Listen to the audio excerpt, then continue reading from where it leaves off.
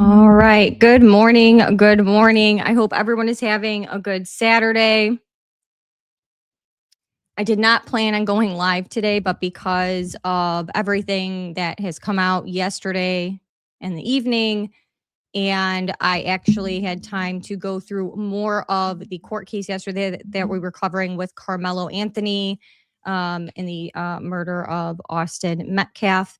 So we are going to be going over both things, but first we are going to jump into the Turning Point USA footage that Candace had been asking about for months. This is something that Candace has asked about for quite some time now. She has her calendar on her front desk that we all see, where she's asking Blake Neff all the time for where's the footage that we never seem to get. And now they decided, because of the Women's Summit, that they were going to drop the footage that everyone's been wondering if it really exists. We all kind of probably know the answer, but that was dropped.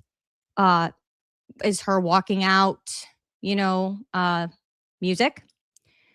And I don't even know what you call it, music entrance, whatever. Bottom line is that there are a lot of issues with it. We are going to go over the mistakes that they made. Turning Point made several mistakes. I don't really know what they were thinking.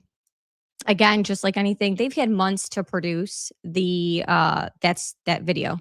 Months. Turning Point has had months to come up with that, to make sure that it was crystal clear, perfect, that it made sense, that information matched up, let's say, such as backgrounds. And they couldn't even do that.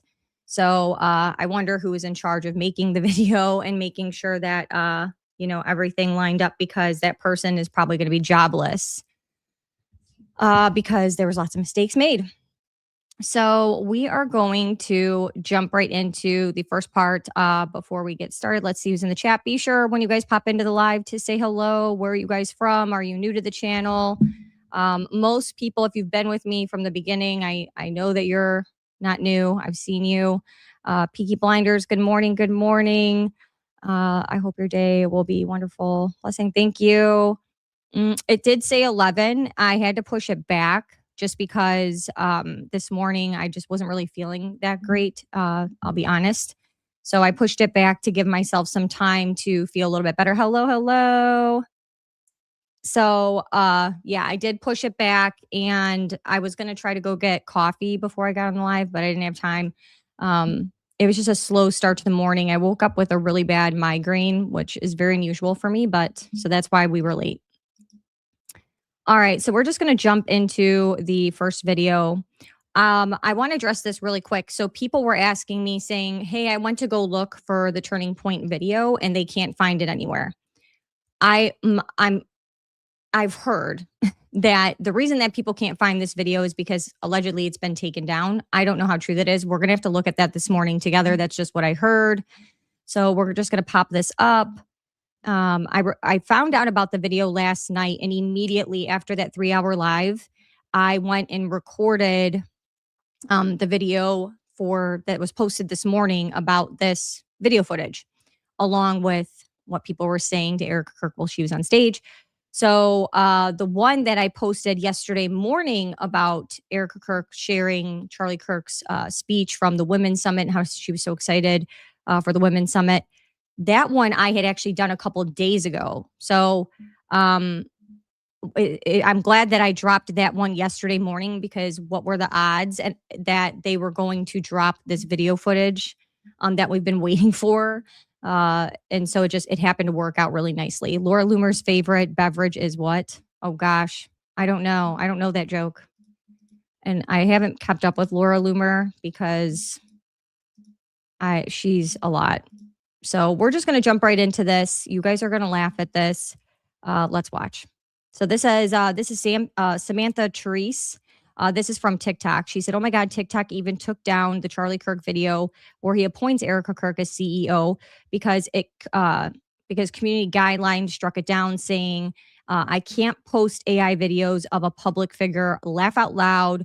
What an epic fail on Turning Point USA's part. TikTok flagged the clip they posted as AI of a public figure. That is funny. That is funny because the internet is even clocking you. And by internet, I mean TikTok itself. X, I'm sure his, which we do have proof that it even clocked Blake Neff's post that I went over in the video this morning. So let's just jump right into this. Before you guys do anything, please be sure to like, comment, share. It helps the video get pushed out. It helps the live get put out. The more we're chatting, the more we're liking the live, the further that gets pushed out into the algorithm. It helps the channel, obviously gets this information out there. I appreciate all of you guys being here with me on a Saturday. I know that we've all got plenty of other things that we probably would rather be doing. But I'm excited just to spend a little bit of time going over this with you guys. So let's watch this.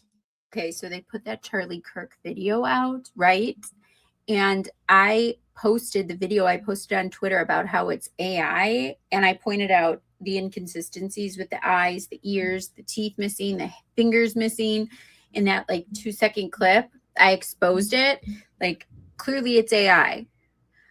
And you want to know how else you know it's AI? Because I got that video taken down off of TikTok for being AI of a public figure. So the TikTok algorithm picked up that the video they posted as Charlie Kirk saying he appointed his wife as CEO, they said that video is AI. Their algorithm that they have on TikTok that will not allow you to post AI versions of a public figure speaking, community flagged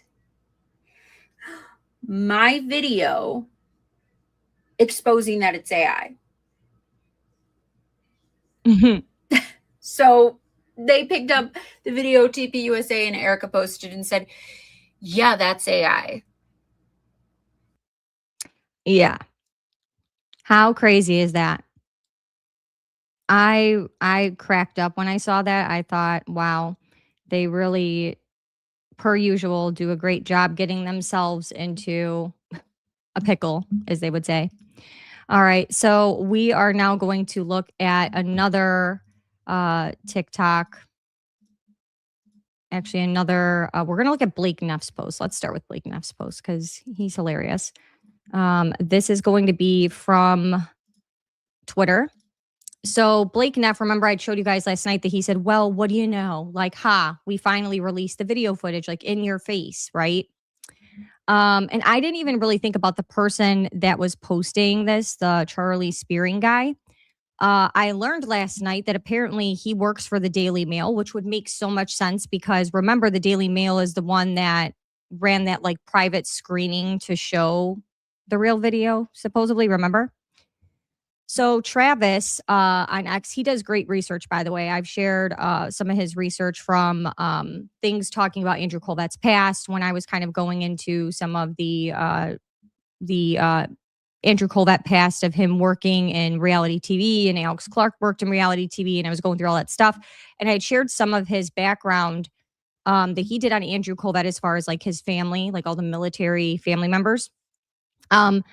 So he does great work. If you guys have X, follow him. I really enjoy his stuff. But he put ouch Blake Neff, right? Because Blake Neff is like celebrating. Well, what does it say at the bottom? This clip is from Charlie Kirk's public opening remarks at ActCon 2023, not a private Aspen event. Again, the internet has clocked you. How embarrassing. How embarrassing. I would be with my tail tucked between my legs long ago, but I don't even understand how these people get up in the morning and go, yeah, I won that. I got this. Like, this is, I can't fathom how they get dressed in the morning. I really can't. The level of delusion that this takes is unbelievable. So that's on Blake Neff's post. Let me know if you guys have seen this. And we're going to go further into this.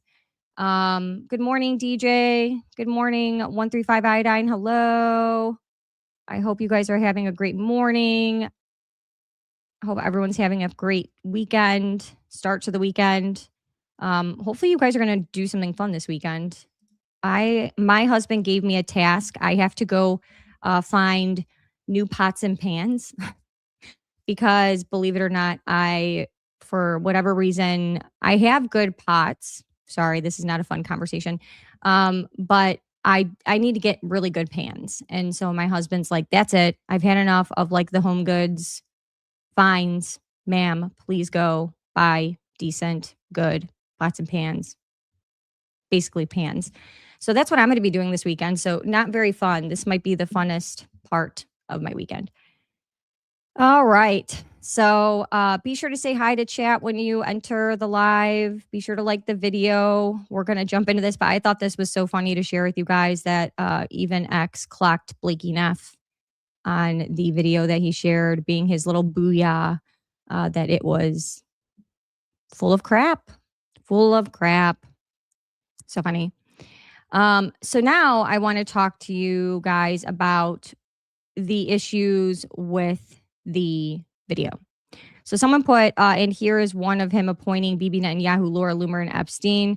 So like, there's all kinds of different things being shared, but I want to go into this other post, which we're going to pull up right here, because in that video yesterday, when I first posted it, I gave you guys my opinion, which was like, hey, I don't believe this is actually real. They've had too much time to fabricate this. It took way too many months for them to release this. If you have the footage, they would have just released it. If you really said that, you would have just released it. There would not be this like, oh, well, we're holding on to it because you're going to say it's AI.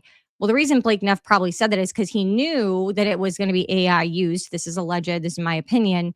And you have to put that out there, right? So that when people say it, it's like, oh, see, I knew it. But, couldn't you guys in all those months have spent a lot of time like just double checking, like, hey, on that day, what was Charlie wearing? Or hey, on that day, what was the backdrop at this event?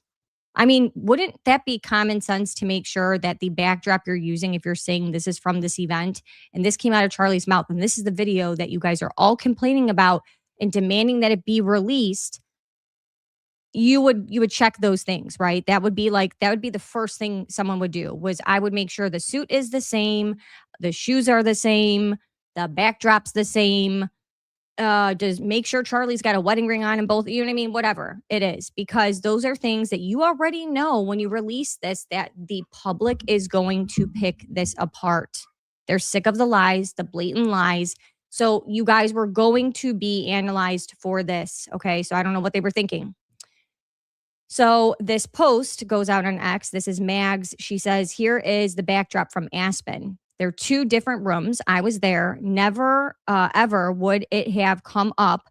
Doesn't even make sense that he would have said it at this event. This is not the same backdrop as the one that they are showing. I took these photos. So she is showing one photo, right? And then she is saying, here is the other one. So one is from Aspen and one is not. So the video that they put together, and they have Charlie speaking, and we can go back to that video. Let me go ahead and pull that up. That is not from the Aspen event. She was at the Aspen event, and that was not the backdrop. And she is saying, you guys you're morons. I mean, I thank goodness for people coming forward and showing this stuff. And I think it's important, because why on earth would you not? Why would you not share that information? So now I got to go back in my email, because I email stuff to myself for lives or for videos so you guys could see what I'm talking about. Okay. We got it. So now we're just going to take this one down and we're going to bring this one back up. So you guys remember, keep a mental note of what the backdrops are that she's saying and how they're different.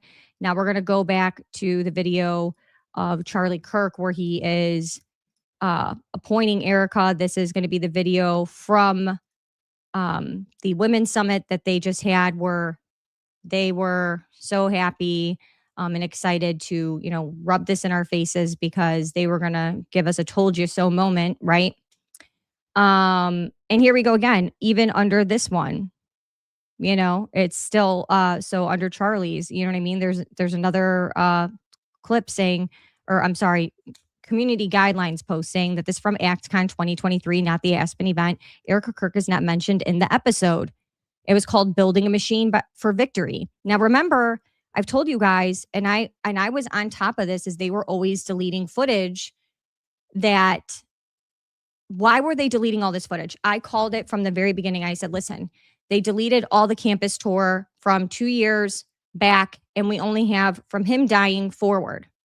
Well, actually, they didn't delete all of it, but they deleted that window of like 2 years. And I said, what is in those videos that they don't want us to see that they would delete these campus tours? It was weird to me because that is, in my opinion, Charlie's legacy. That is his opinion. That is his feelings. Those are his words. Those are his values and so on. Why would you delete that stuff? Well, this is exactly why. Because then you can go back and look and say, okay, this is from, let's see, full title, Building the Machine for Victory, my opening remarks at ActCon 2023, July 21st, 2023. And they didn't want us to be able to go back and figure this out. But here's the deal. A lot of us that started looking into this, that felt weird about it, a lot of people started downloading videos, started screen recording videos. I was doing it. I had Kristen doing it. We were saving pictures of things so that if they did get deleted and disappear, that we could have things. By the time we were all starting to go through the footage, remember, because we were going through footage to try to figure out what the hand signals were that Dan Flood was making. We were all trying to figure out, did he always stand, on this side of Charlie or that side of Charlie? What was going on? Is there anything that looks similar to September 10, or did they do everything different? That is the time where a lot of these videos were going missing because I think they didn't want us comparing that stuff. And so those videos were going missing. So what Kristen and I actually had to do to try to look through to see if there was anything going on was we had to actually go on Facebook and on people's private social media where they posted videos of being at Charlie's events. And we had to kind of like puzzle piece things together to be able to show you guys clips or go over things because they deleted everything. So it was a big feat. It was, and then me and her at that time were definitely screen recording and saving and downloading because we were like, if these go missing for some reason, which we wouldn't put it past them anymore. We needed to have it. Were we able to, save everything? No. It's very difficult to do that. You only have so much storage. I was buying USBs and loading things on USBs, and then, you have the stuff when we were looking through LLCs and all these different things from Lori Fransby and, Superfeed and all these different things. I was saving information to those. I was printing things out in case something happened because that stuff seems to happen. So it was a lot. Anyways, we're going to watch this video again together just so we can go over the background. The most important relationship in your life is the one that you have with your Lord and Savior, Jesus Christ. His passion was my passion, and now his mission is my mission. I appoint my wife to run Turning Point USA if something happens to me. Erika would do a great. So that background is not even the correct background from that day. The most important relationship. Now I want to go through it again. Maybe we should turn the words off because the words really don't matter. But let's examine Charlie in this. In your life is the one that you have with your Lord and Savior, Jesus Christ. His passion was my passion, and now his mission is my mission. I appoint my wife to run Turning. So there's a lot of talk about Charlie Kirk had a mole on his face. What happened to the mole? What happened to the mole on his face, you guys? Where is it? Why does the mouth not match the words? They couldn't even line things up. And then you have music blaring in the background. Why would you need music blaring in the background? If we all are asking for this video and saying, hey, release the footage. Again, we didn't get the whole video. How long is this clip that we just watched together? It's 15 seconds. Again, that's not even what we asked for. It's not even the full video. And I wanted to be able to post about that, show that portion of the speech with the peed comment, which we will go over again right now. And then I wanted to be able to also go over this stuff separately. And I want to do this in like a posted video because obviously there's probably not a lot of people that are going to see this live. So I will do a separate video, but where's the mole? Okay. There are things about Charlie. He has a very distinct face shape. He has a very distinct smile. His teeth, the mole. I mean, there's identifying markers on everybody. You know what I mean? that if you screw up, it's obvious. All right, let's finish this video again. USA if something happens to me. Where was it? I mean, guys, tell me if you think I'm wrong, but is that, you know what I mean? Come on now. This is crazy. The mouth is different. There's a lot of things about it that do not, in my opinion, look like Charlie Kirk.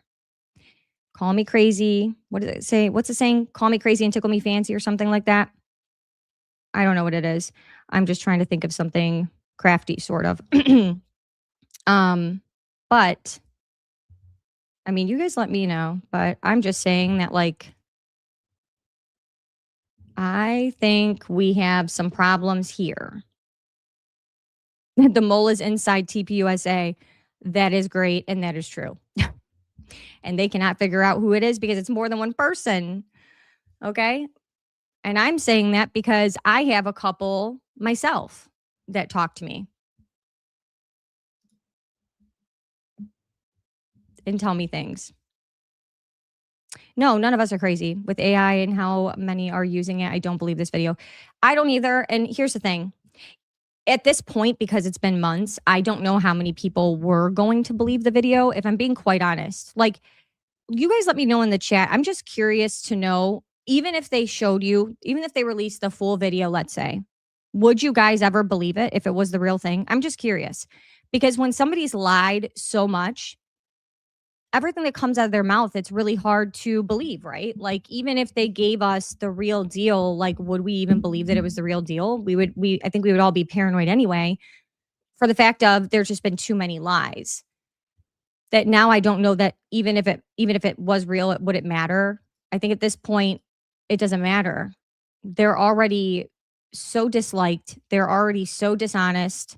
There's already so many problems. I just don't know that it would even truly make a difference. And again, you have this like loud music in the background. Why do you need to do that? That's crazy. I'm sure most of you guys have seen YouTube has so much AI right now and it's disgusting. YouTube does, but I will say as a creator, when I go to post a video, it'll ask you, like, is there anything in here that has been altered with AI? Like, have you doctored anything or altered anything? And you have to put yes or no. And then it does give a disclaimer on a video. So anybody running, like, let's say faceless channels that, you know, they have a voice talking and, you know, they've used AI to create a couple things, you have to mark that. Well, you're supposed to, or you can get in big trouble. So yeah, but their AI is wild. I will tell you that it's hard to tell what's AI and what's not. There's some things that I look at and I'm like, that looks so real. And I'll show my husband, he'll be like, that's not real, you know? But some of it is believable. And I won't lie to you guys. I've believed some things that I saw at first. And then my husband's like, no.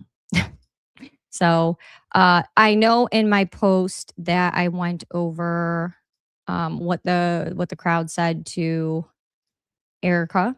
I don't know how many of you guys in this live have already watched that video, but we can always play that really quick to just go over that. But I just wanted to show you guys the video again and show you guys the posts from people that are talking about the fact that the backgrounds are not the same. You know, it's, you know, and actually, you want to know what we should do now because it's like 24 hours later? Let's look through the comment section of this video is what we need to do. Let's see. I watched it live when Charlie said it. It's amazing to see how many people tried lying and smearing TPUSA. Oh gosh, this guy, he's all over people saying bad things about Turning Point. I've talked about him before. Yeah, it's crazy. Oh, here we go. Another Dalton. He's another one. Candace lied again. Candace lied again. But this is on the Daily Mail post. So, of course. Let's see.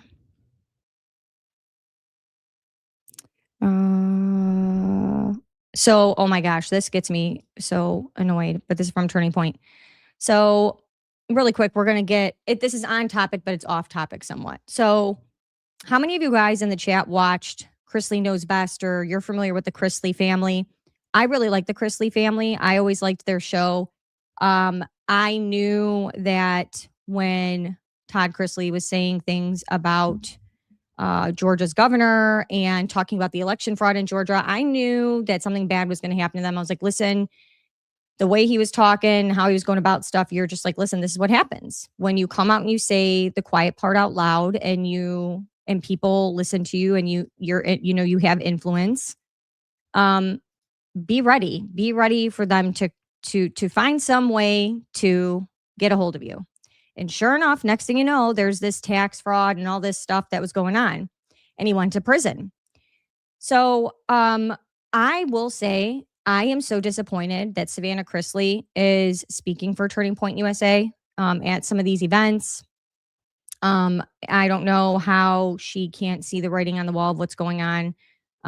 That really disappoints me. I did not think that the Chrisleys would do that. That's kind of disappointing to me. But again, I think there's a lot of people that are fearful because they've been in bad positions, or they know what that's like. They know, her parents were in jail, and she's lucky that they got out. I don't believe they belonged there to begin with. That's just my opinion.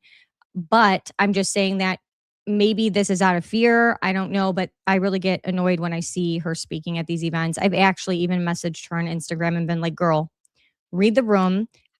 How don't you see what everyone else sees? Like, are you just like not on the internet? Because you have to be, right? But I love what Savannah's doing for people who are in prison, and her activism that she's doing on that prison reform with her parents and things. I think that's great. I think that's important. I think that needs to happen. There's a lot of flaws in that system. I just don't like that she is, I wouldn't say standing up for a Turning Point. She's really not saying anything one way or the other, really. She's just getting up there, and if they ask her to speak, she speaks at these events to inspire young women. So I don't know if we can really eat her alive. But, and again, I'm sure people are afraid. People probably have been, threatened, or, who knows? You just don't know. So look at this funny meme. Erika corrects protester. I am not a pedophile protector. I am a widow. That's so funny. I know people are going to be mad that I said that, but yeah. So you guys let me know what you guys think in the chat. I want to see where you guys are at with this. We'll go away from that, and then we can try to pull up. I'm going to go back to the video Allie Top Files shared. Again, this was at the Women's Summit. She clipped it from that. I'll have to listen to the whole video today. I'll make it a point to put an AirPod in when I'm out doing things. It's what I try to do. If I'm trying to review content for you guys so I can make videos and go through things, I always have an AirPod in when I'm out, and I'm listening and watching other things as much as I can to get the information so I can get it to you guys. So when I say I work around the clock to be able to create content, I really do, because I also have to be consuming some of it myself, whether it's reading news articles, checking all the news stations, you know what I mean? Looking through, any of the news updates as far as like on YouTube, where they actually broadcast, an hour news special. A lot of them put it up on YouTube now. So I listen to that. Then I turn around, I try to verify things, and vetting things from a very limited standpoint of I don't have the ability to vet things the way bigger podcasters do. Just because obviously there's a lot that goes into that, whether it's, softwares and things like that are expensive that a new podcaster can't afford to use. So I have to go through things differently, and I can't always, if I can't vet it enough, I don't share it with you guys, just for the fact of I never want to share misinformation. I never want to come to you guys and do that. Obviously, if I ever did that on accident, I will apologize, but it's just, if I can't provide some kind of backing for it, I won't bring it to you guys. Or if I don't know that it's been vetted well. There's a lot of things that are on the internet. There's a lot of things that are shared. And I don't share everything for that reason. So let's just listen to this part of the video. If you guys did not see it, again, I will listen to the Women's Summit in full, But and then we'll see if there's anything else interesting in there. But this was just something that caught my eye with Allie Top Files. She's great. Be sure to follow her on X. I believe she does have a YouTube as well now. So go and listen to her. She's hilarious. She's super nice. Her and I actually have, had the opportunity to talk on the phone and have a talk outside of being in podcasting. So she's really nice. And it's important to remember that happiness comes and goes. It is so fleeting. But the joy of the Lord withstands all. Erika Kirk protects pedophile! Erika Kirk protects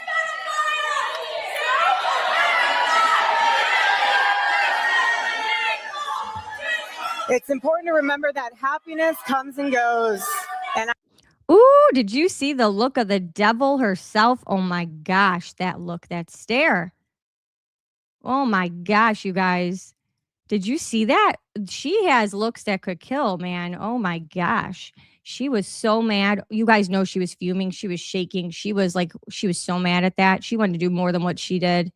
But then she's like, got to remember, like, oh, I have to pretend to be a decent person and a Christian. So I have to be like, you know what? You're just sick and I just need to pray for you. And this is the devil at work. And if that's the devil, then what are you? I pray that you find it.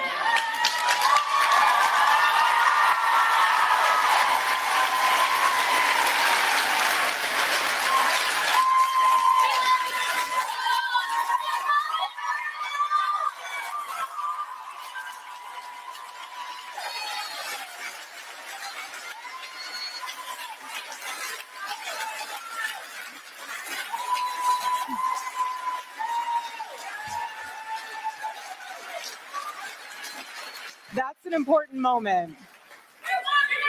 Love you guys.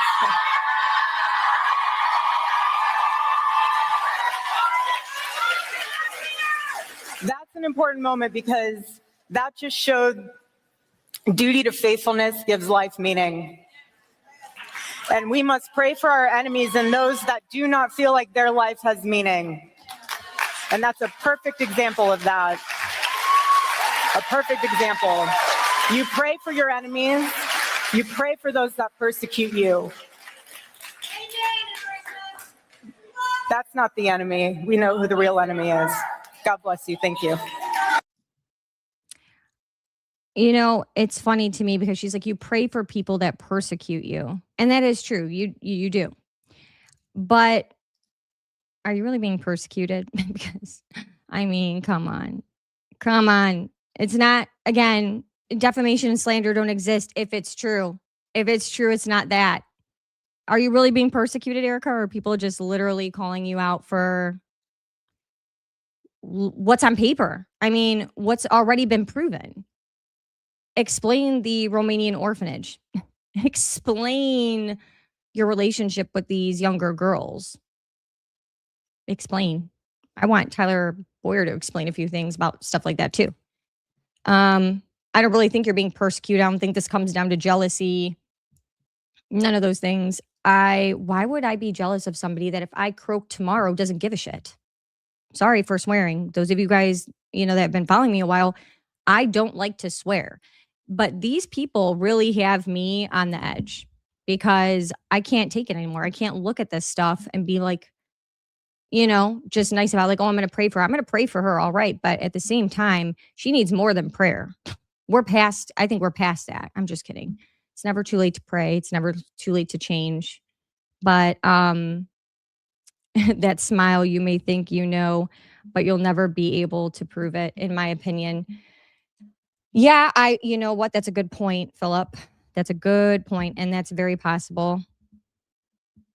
I didn't like pizza before it was cool. Yeah. It's just, this whole thing is crazy. It's just crazy. It's crazy. It's gross. It's all the things. I think she was really mad because I don't think she ever expected someone to yell that out. And it was loud. So when I was doing the video, it's important to remember that happiness comes and goes. I did not think that it was going to be that loud. I don't know why I didn't. I just thought the event's probably loud. We heard her entrance music, all these different things. So I'm like, you might be able to hear, but it won't be like super obvious. No, that was very, very clear, obvious what was said. Couldn't mistake it if you wanted to. And she was probably mortified. Yeah, definitely mortified. Definitely stomachs in your butt when someone says something like that, like being on a ride and you have the adrenaline and like, yeah. I can only imagine what that felt like in front of a room full of people. Were those a room full of actual regular people, or were those like, God only knows, just TPUSA staff for all we know, because it's dark and they never show people's faces and so on and so forth. So, I mean, I showed you guys and went over them talking to staff and telling staff like, hey, either you're going to get with our narrative or you know what I mean? Or else basically.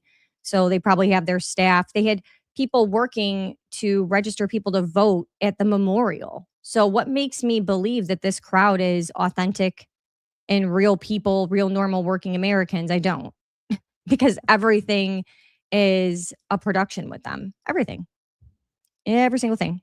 That one thing seems to be genuine. Me too. My gut is good to me, and it's a crazy thing. Yeah, I agree. She had to contain her demon. Oh, yeah. But you saw the look come over her, right? You saw the shift. And then she reminded herself, like, uh-oh, no, I can't.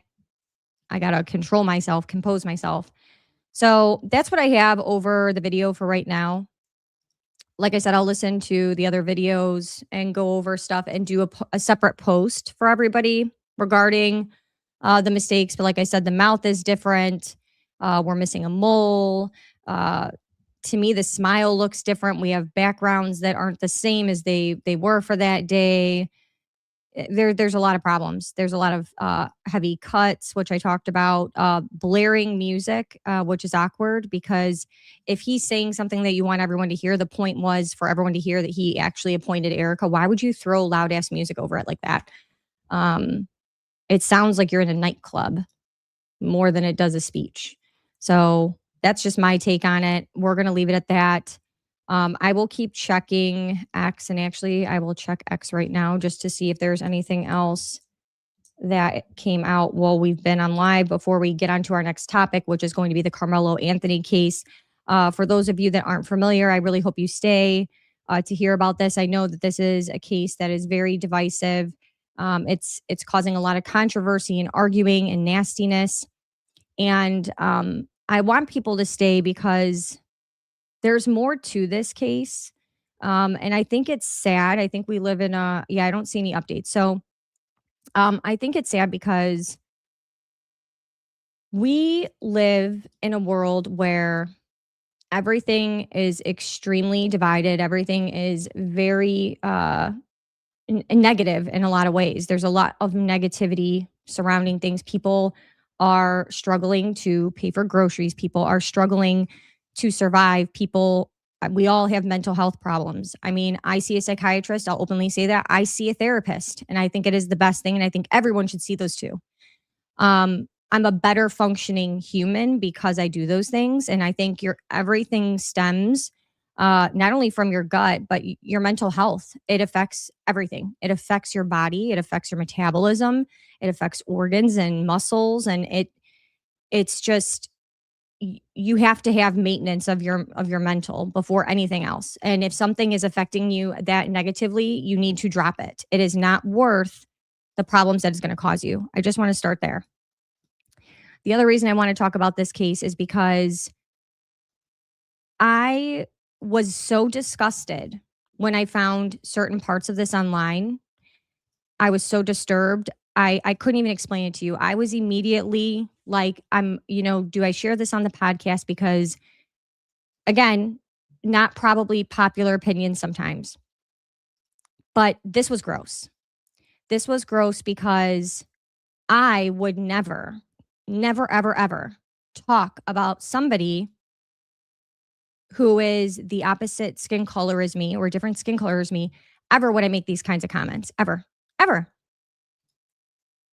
But this was said, and this is supposedly I mean, no one's saying it's okay, but the fact that this person is out there, which I think he's part of BLM, I heard. I don't know much about him. I've been trying to look into that, but I want to show you guys this video. This is outside the courthouse the day of trial starting for Karmelo Anthony. A man and his wife, I believe that's his wife, they are outside the courthouse, and this is what they thought was appropriate to say. Only good cracker is a dead cracker. Only good cracker is a dead cracker. Only good cracker is a dead cracker. Only good cracker is a dead cracker. Cracker. Only good cracker is a dead cracker. So you guys hear what's being said, right? You guys let me know in chat. You guys hear that? That's disgusting. That's not okay. Again, that is not the way. We are in 2026. This should not be the thing. I was seriously disturbed because just because I'm white doesn't mean that you can say that about me and it's not racism. Racism goes in every direction, guys. Okay? But the difference is that if I were out there saying the opposite, I feel like the treatment would be different. I would be all over viral on the internet, to lose my job, for no one to employ my husband, and so on and so forth. But where is the outrage in this? Because that's not okay. I have some of my closest friends. I'm married to a Cuban. You know, I mean, I don't see color. We all bleed the same. We go in the ground the same. We all go to the bathroom the same. We all eat the same, basically, the same way. We're all human beings. And it bothers me that this is actually what's going on, because it has nothing to do with making a mistake and being on trial for it. But this is what is being, said outside the courthouse. That is disturbing. That is only going to cause more division, and that is only going to cause rioting and fighting and all these things. Why do we need to do that? I just thought that was so disturbing. I would never do that to anyone's family, no matter what you were. And I wanted to share that from the bottom of my heart, because I truly don't see people that way. I treat everyone the same. I love everyone the same. It does not matter. And I don't think that this is okay. You are not teaching the younger generation anything great when you have adults out there acting like this. If you don't like something or what's going on, you have your right to protest that peacefully and kindly. And saying stuff like this is not going to change the outcome of what the jury thinks.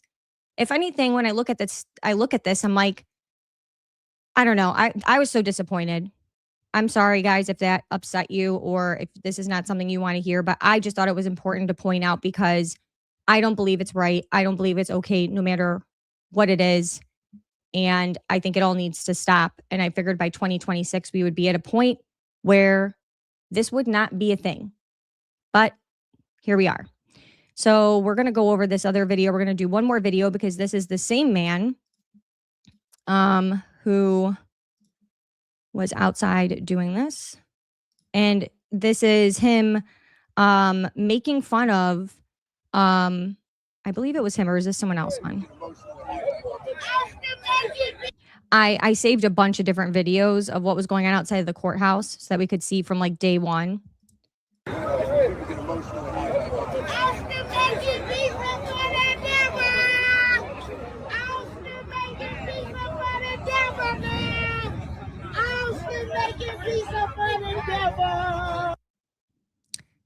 Austin's making pizza for the devil, so we're mocking a deceased human.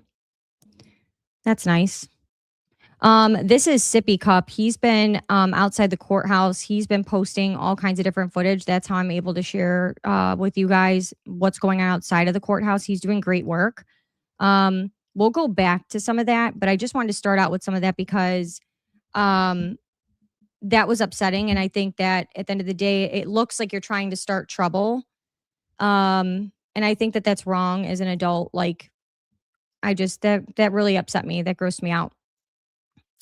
So we're going to jump into some updates about the case because, and I'll pull up, you know what I'm going to do? I'm going to pull up, we'll pull up this Fox News clip that we're going to watch about the trial. But I wanted to, before we watch this, I wanted to show you guys, or I wanted to talk to you guys about a little bit of yesterday. So yesterday, court actually went till 6 o'clock. If you guys were in the live, I tried to be quick with it, but it's very difficult when you're getting these live updates on what's going on.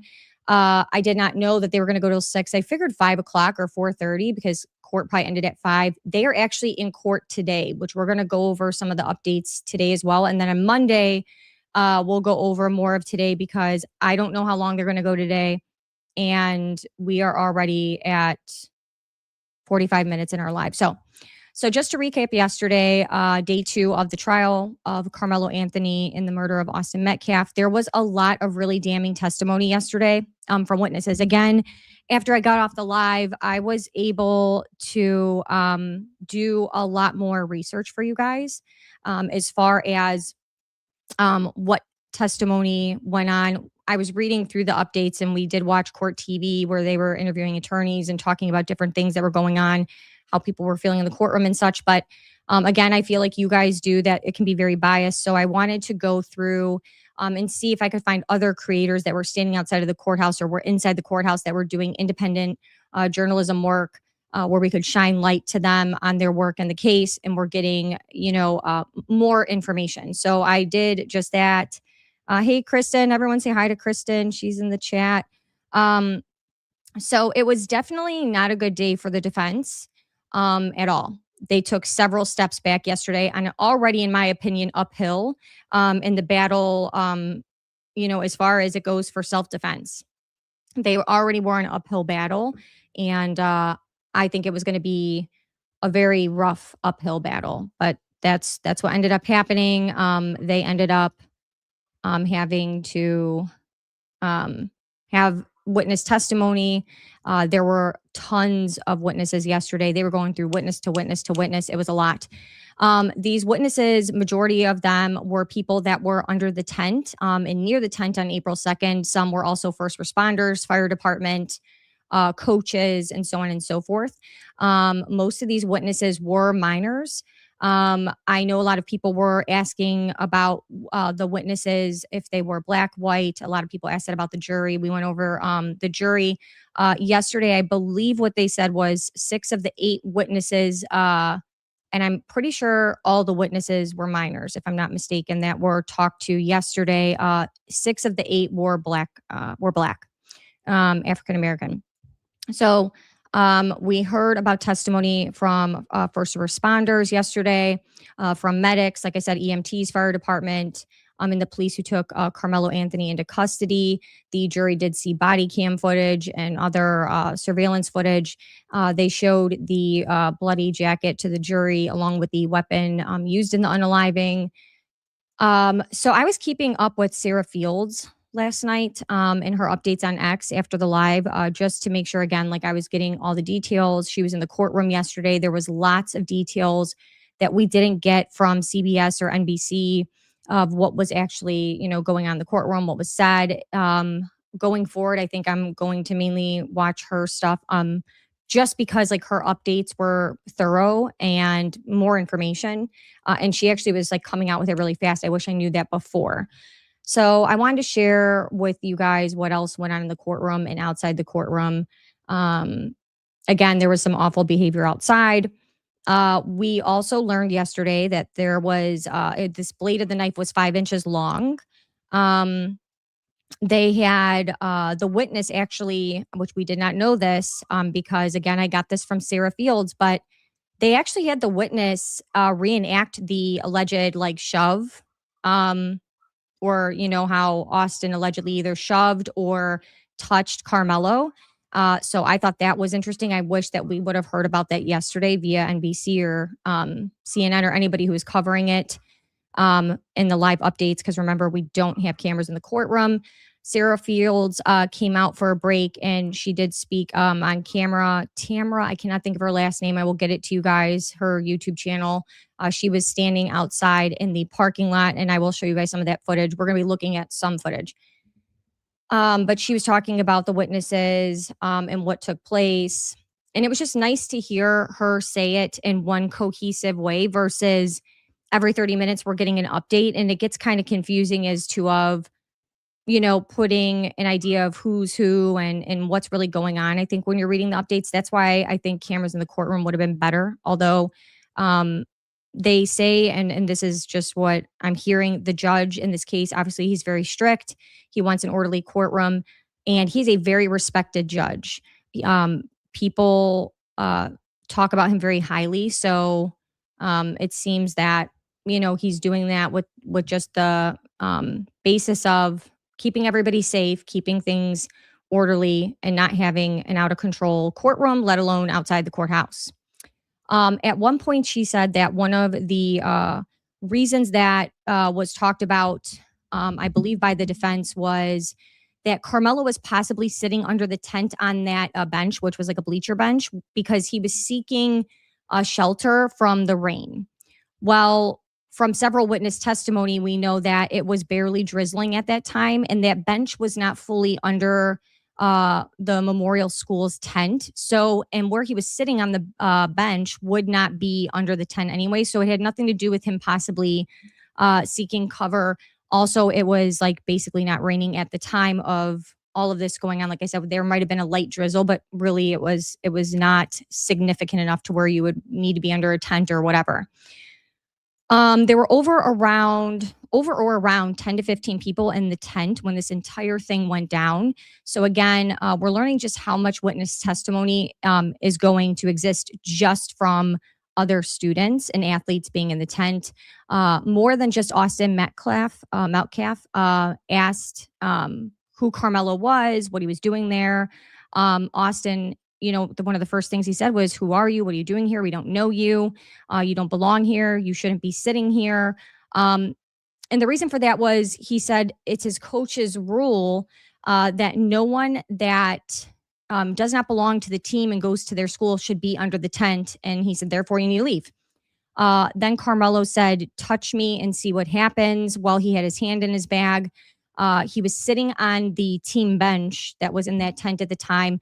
Austin did see Karmelo's hand in his bag and said, "You don't have anything in there. This is Frisco."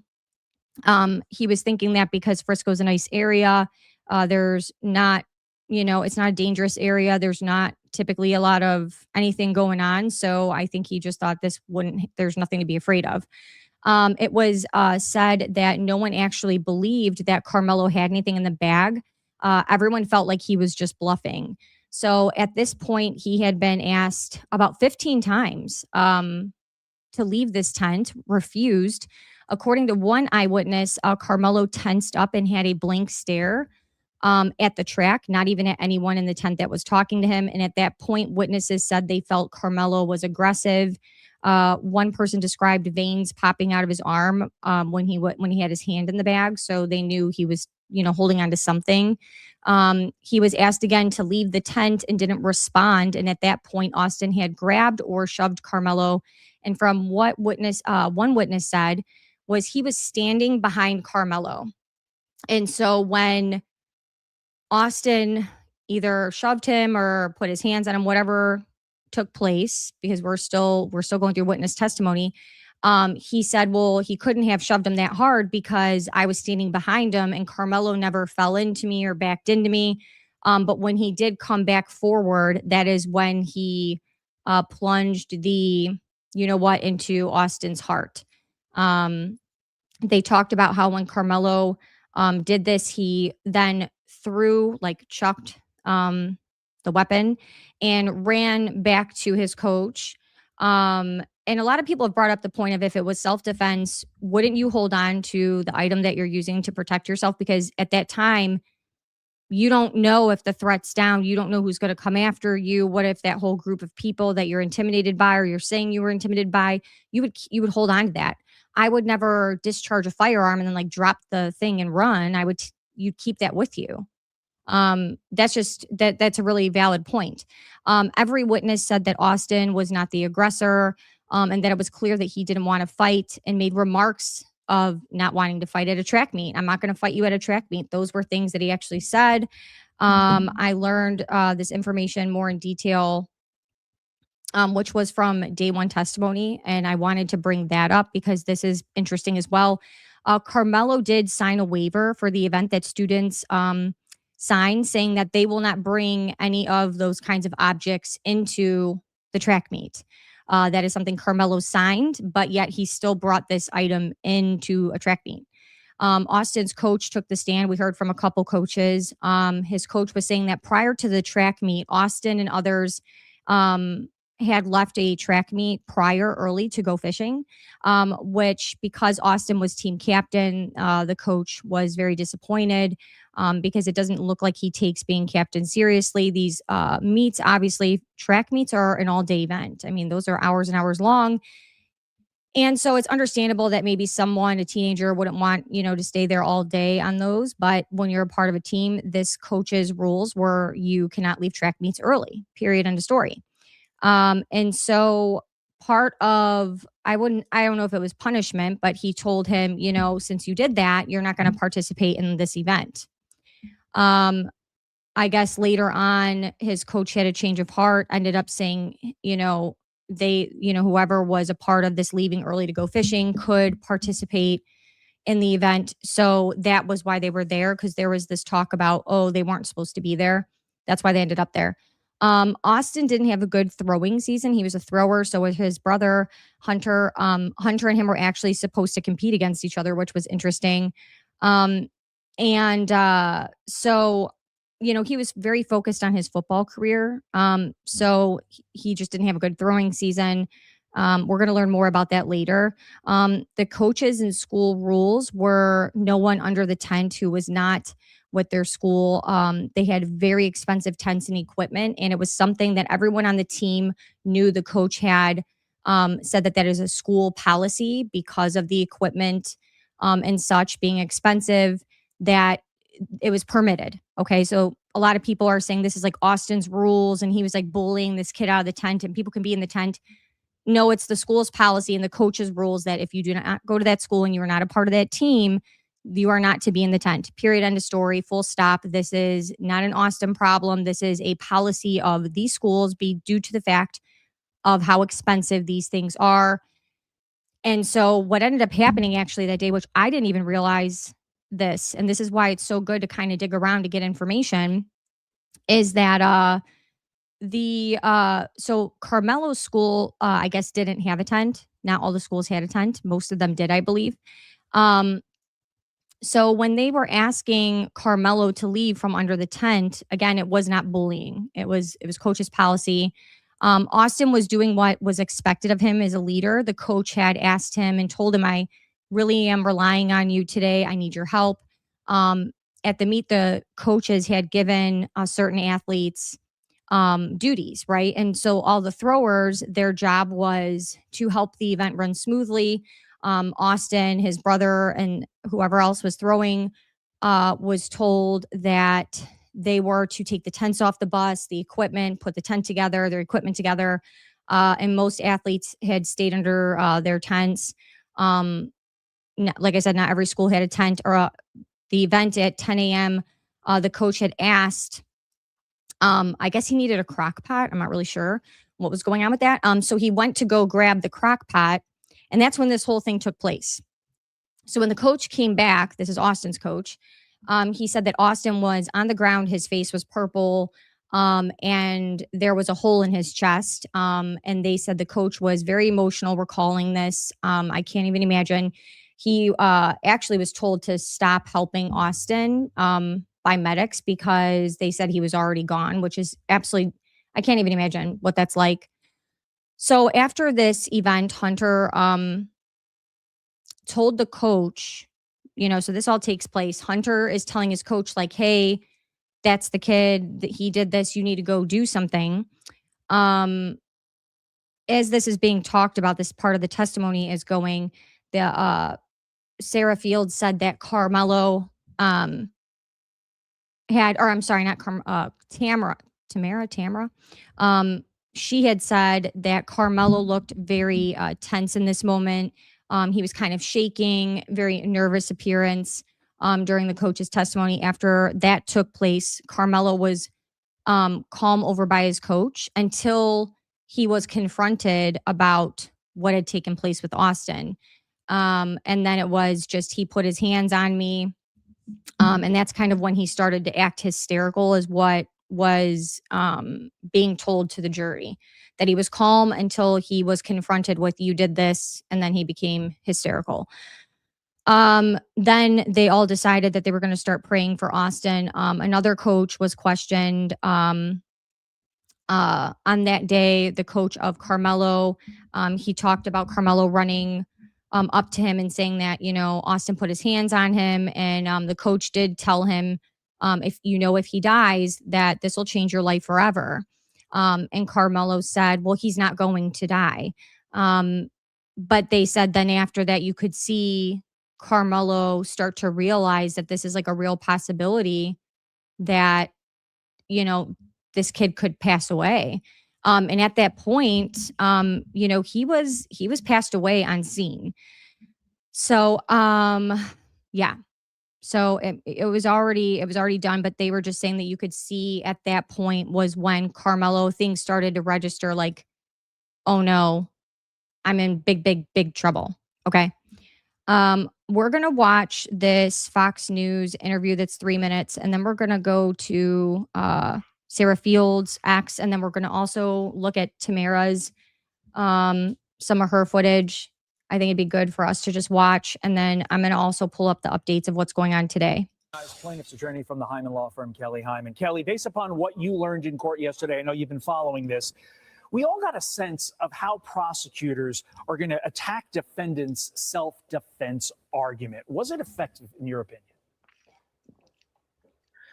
Ultimately, that's going to be up to the jury of whether they think it's effective, but it was very powerful statements. So each side got opening statements, and those are not evidence, but they're a way to persuade the jury about their position.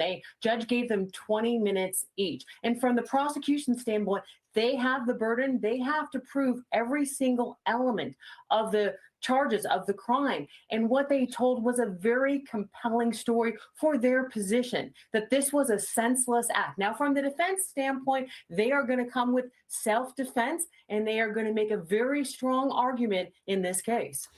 What I find fascinating about this case is that prosecution obviously has to prove their case in chief, and they need to do it beyond a reasonable doubt, all the typical elements of a crime that you need to prove if you're the prosecution.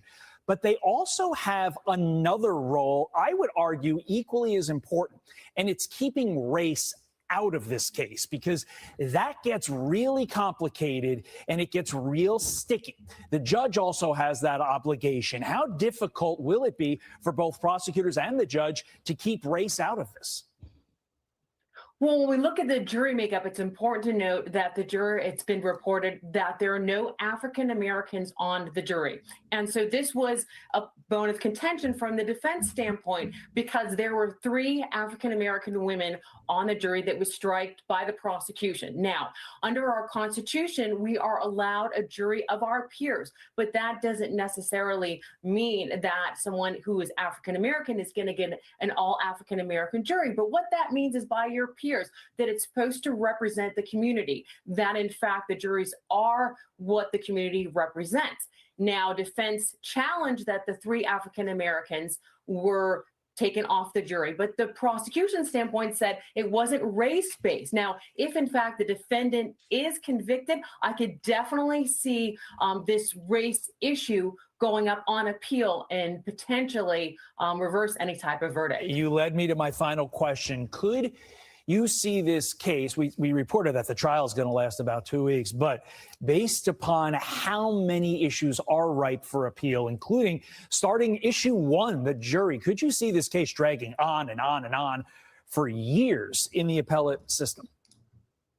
That could potentially happen, but it's important to remember about this case. There are 12 jurors, and the way it is in Texas, that all 12 jurors have to agree, in fact, that he is guilty of the charge. So if one doesn't agree, then that could potentially be a mistrial. But in fact, if he's convicted, as Todd, you pointed out, this case could definitely go on appeal, and then it could go back again and potentially last for many years. Kelly Hyman, thank you for your insight on this. Really appreciate it this morning. Thank you. Okay, so we have that one. Now we're going to go over to another interview that was done really quick, and then we will jump into Sarah Field's stuff really quick and then go over some updates that have happened today.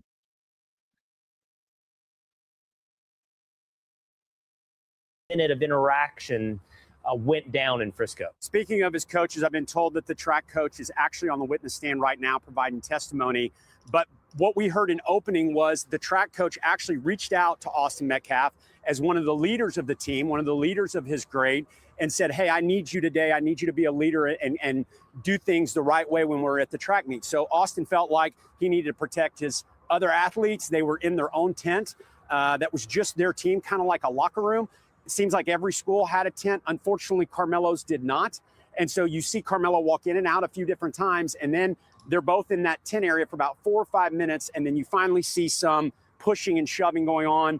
One guy goes this direction, the other guy goes this direction, and then all chaos breaks loose. Tell me about what happened when it comes to Metcalf, what he heard from his coaches, and how that 3 or 4 minute of interaction went down in Frisco. Speaking of his coaches, I've been told that the track coach is actually on the witness stand right now providing testimony. Okay, so that was another bit of information about the track coach. Now we're going to go ahead and go over to X and go over. I want to look at this really quick because she was, this is Sarah Fields. She was at the courthouse, and she actually has been getting up at 3 a.m. and to get into the courthouse to be able to hear all the testimony. She's covered the case from day one and done a lot of work on this, like for the last year. So I think it's amazing that she was able to get in the courtroom. She had great reporting. I was reading through, I actually didn't even get to watch these videos. I was reading through the updates that she typed out, but she did great work. You can tell she's exhausted. She's running out of a voice. And she is who gave Tamara Neely is her name, the update when she came out really quick on a break before she had to go back in. So let's see. Hold on, I'm going to read comments really quick. Again, I will read all the super chats, and if anyone buys memberships for the channel, if you want to support the channel, we do have merch. There are different memberships. Our top membership is going to have 2 members only lives a month. I'm super excited about that. And if you can support the channel and you like the content, all the membership money goes towards me being able to have better equipment, better apps, and just provide better content for you guys, vet things better, so on and so forth. There's a lot of apps that go into being able to create good content and stuff. Also, we do have a merch line. That's the link in the bio. You can see the Patriarch Housewife store. There's a bunch of different merch pieces as well. And then I know a lot of people ask, I do have like Cash App is all in my bio, Venmo, all that stuff. If people want to send it there. I appreciate all of you guys truly. And I know that we're in a difficult time. So if you can't, financially be a member or, provide any support in that way, just liking the videos, sharing them, sharing the channel helps a ton. So I appreciate you guys, but I will read all that at the end. All right, we're going to jump into this update that Sarah Fields gave last night. Came back from lunch today. They still had the same witness on the stand, Jacob Shaw's. He was cross-examined. They verified about the rows, the bench rows, where the backpack was and whatnot. That was basically it. They then called in their next witness, which was Stephanie Martin. She is a criminalist with Frisco PD. She gets called to crime scenes and she processes the crime scene. She said that she arrived around 10:43 a.m. and did a walkthrough. She showed photos to the jury of Austin's shoe, of the backpack, and the knife, which was, again, 3.5 inches at the blade, covered in blood. She showed the contents of the backpack. The contents of Karmelo's backpack were crossword puzzles. The crossword puzzles were odd. They were finished puzzles that had been finished with a highlighter. They were entitled Scooby-Doo, Peppa Pig, Car Makers. I think there was one other, but I couldn't catch the title of it. He also had Cheez-Its, a package of Carries, which is like mixed nuts and M&Ms, a hair pick, several pens, and hand warmers, electronic hand warmers, and a laptop, which the laptop was not shown in the photos. I'm not sure why. He also had a charging cord, and Aquaphor lotion, and keys. He was wearing an Essentials Fear of God gray hoodie. Oh, that's all I had. Okay, that was just basically her part in this. The next witness was a minor who was 17 and goes to memorial. That's all I can say about that, the description of that witness. This witness knew Austin and Hunter and took the bus and left around 8 a.m. This witness said that they went to the field house at the middle school where they watched the middle schoolers work out. They hung out with coaches, talking and sharing memories. And then several of them left the middle school and walked to the track meet, the stadium, around 9:45 a.m. They sat on the bleachers underneath the tent. Then there are several named students. He said it was about 7 to 8 students underneath the tent. There were several girls at the bottom. They said the reason they walked to the tent to continue on with the track meet was because they said the weather had cleared. They said it was at that time that Karmelo came underneath the tent. Karmelo was hanging out with a certain student. Apparently, he shook hands with this student and they dabbed. I don't know what that means, 100%. It was at that time that people began to confront Karmelo because they said, "You do not belong underneath this tent. Why are you here? Who are you?" So on and so forth. And they told him to leave.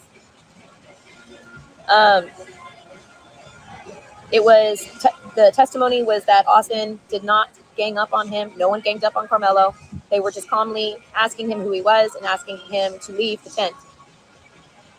Austin was standing. Karmelo was sitting, according to this witness. Karmelo refused to leave. Austin said to leave. Karmelo said, "Touch me and find out." He was told around 15 times to leave by everyone.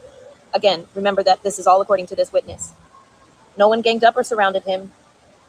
He didn't seem to be worried or annoyed. They thought that he would leave, but they said that Karmelo became angry. Austin then became angry. He said that he thought Karmelo was trying to provoke Austin. Austin was calm at first, and Austin leaned in to push Karmelo, and Karmelo immediately stabbed him. The knife came from his backpack. He did not expect him to do anything, though. They thought he was bluffing because they said they had never dealt with danger. And the prosecutor said, "What do you mean we didn't expect anything to happen?" He said, "We didn't expect anything to happen because we live in a safe area." It was really interesting at that point because when he said we weren't expecting it because we live in a safe area, a lot of the Karmelo Anthony supporters in the courtroom groaned at that. They were like, oh, like they were making weird noises out loud. It was very noticeable. It was odd. Which, by the way, a lot of people were talking about that because previously, the day before, remember I talked about where there was whispering in the courtroom and the judge said if there's any of that, you're going to be kicked out and you won't be allowed back in.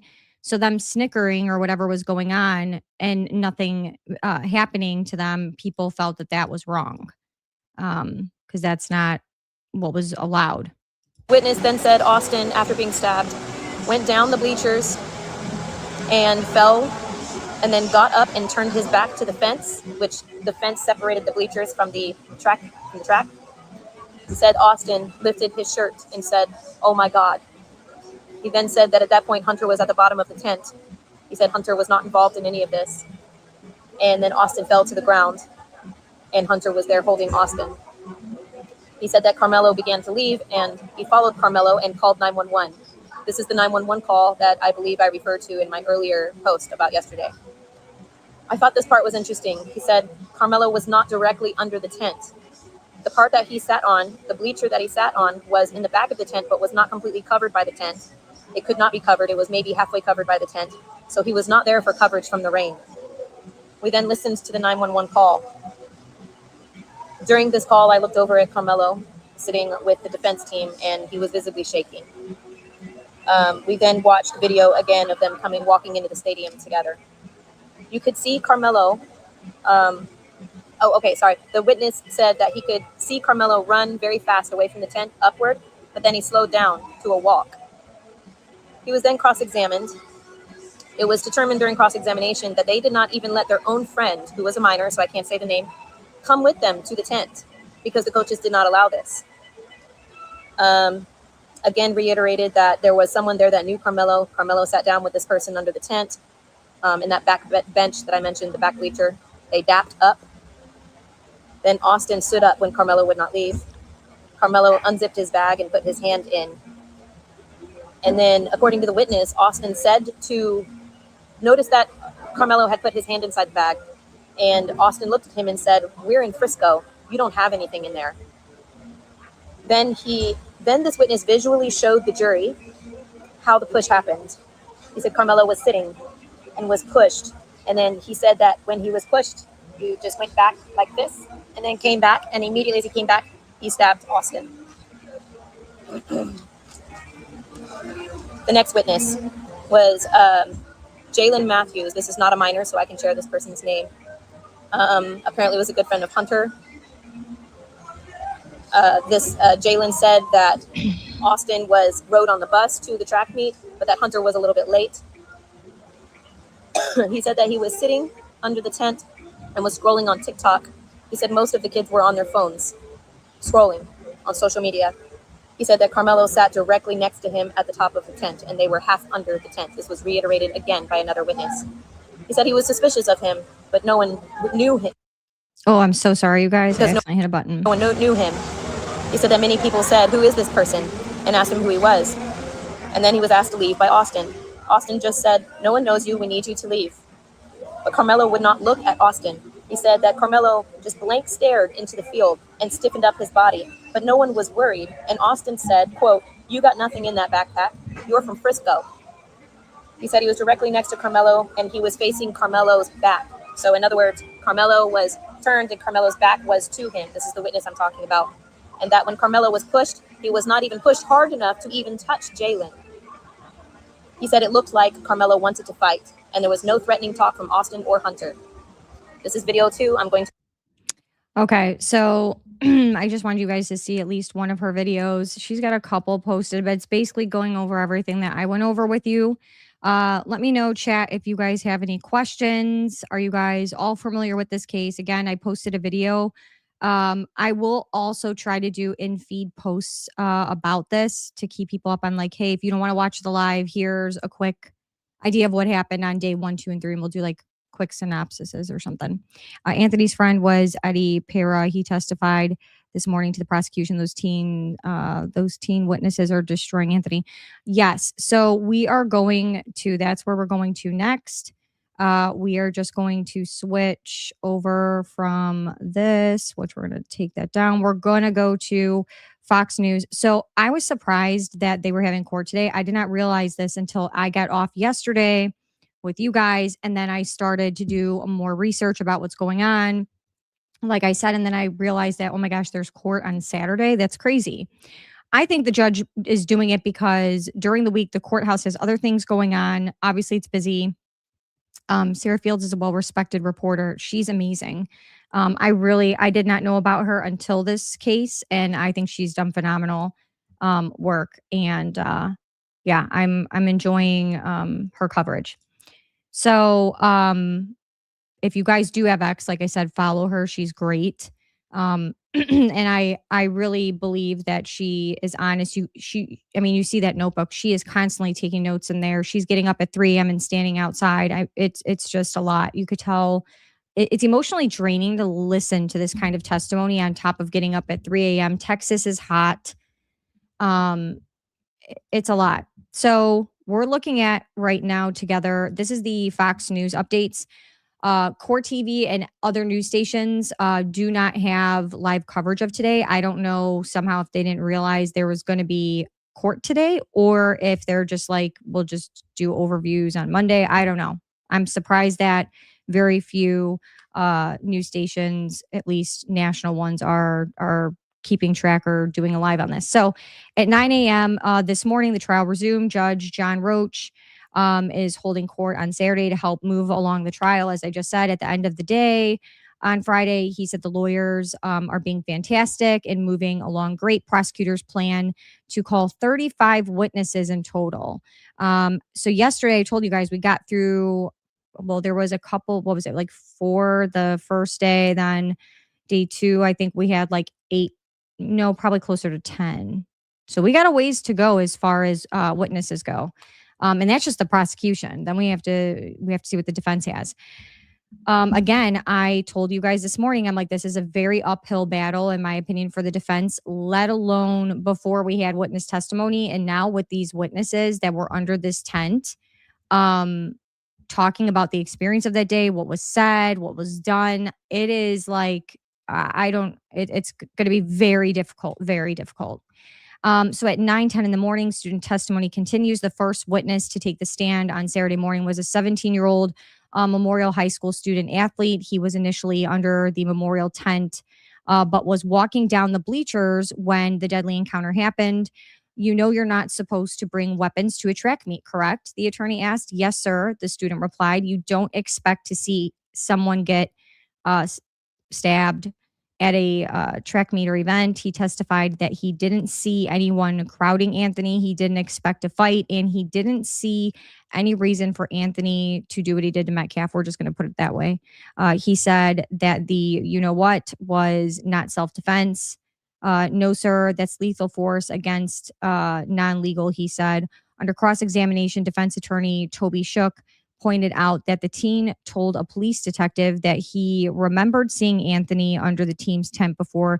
The teen clarified that it was about a year prior and that he saw Anthony possibly pass by. He admitted to the defense that Metcalf could look intimidating because of his size. So we looked at the pictures yesterday of the two boys and their football uniforms. I don't think the size difference looked crazy. But I did also, upon going through things yesterday, found out that I believe at the time of this incident, Anthony was like 140 pounds and Austin was about 200. So you got a 70-pound difference. Would that be still a reason to use deadly force? I don't think it would for me, but that's just me.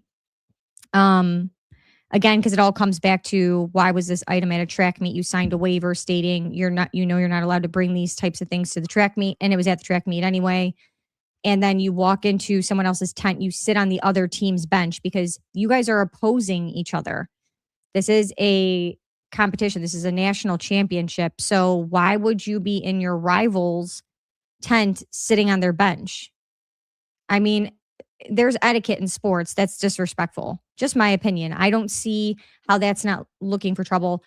Even if you wanted to say hi to somebody, I probably wouldn't have sat on their bench. I would have like waved and like, oh, come here. Or like, I don't know. I'm just saying that I think that it still doesn't answer the fact of, why did you bring the item with you?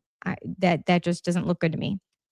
9:40 in the morning, 15-year-old student athlete. The next teen to take the stand was a 15-year-old from Memorial High School who was also on the football and track team. He said that Metcalf was like a big brother to him. We all told him to leave, the teen said, referring to Anthony. This goes back to what I was telling you guys earlier, that several people had asked him to leave. It was not just Austin. And asked him, what are you doing here? Who are you? You shouldn't be here. This was not just Austin. He testified that Anthony got irritated and tried to provoke us as he was asked to leave.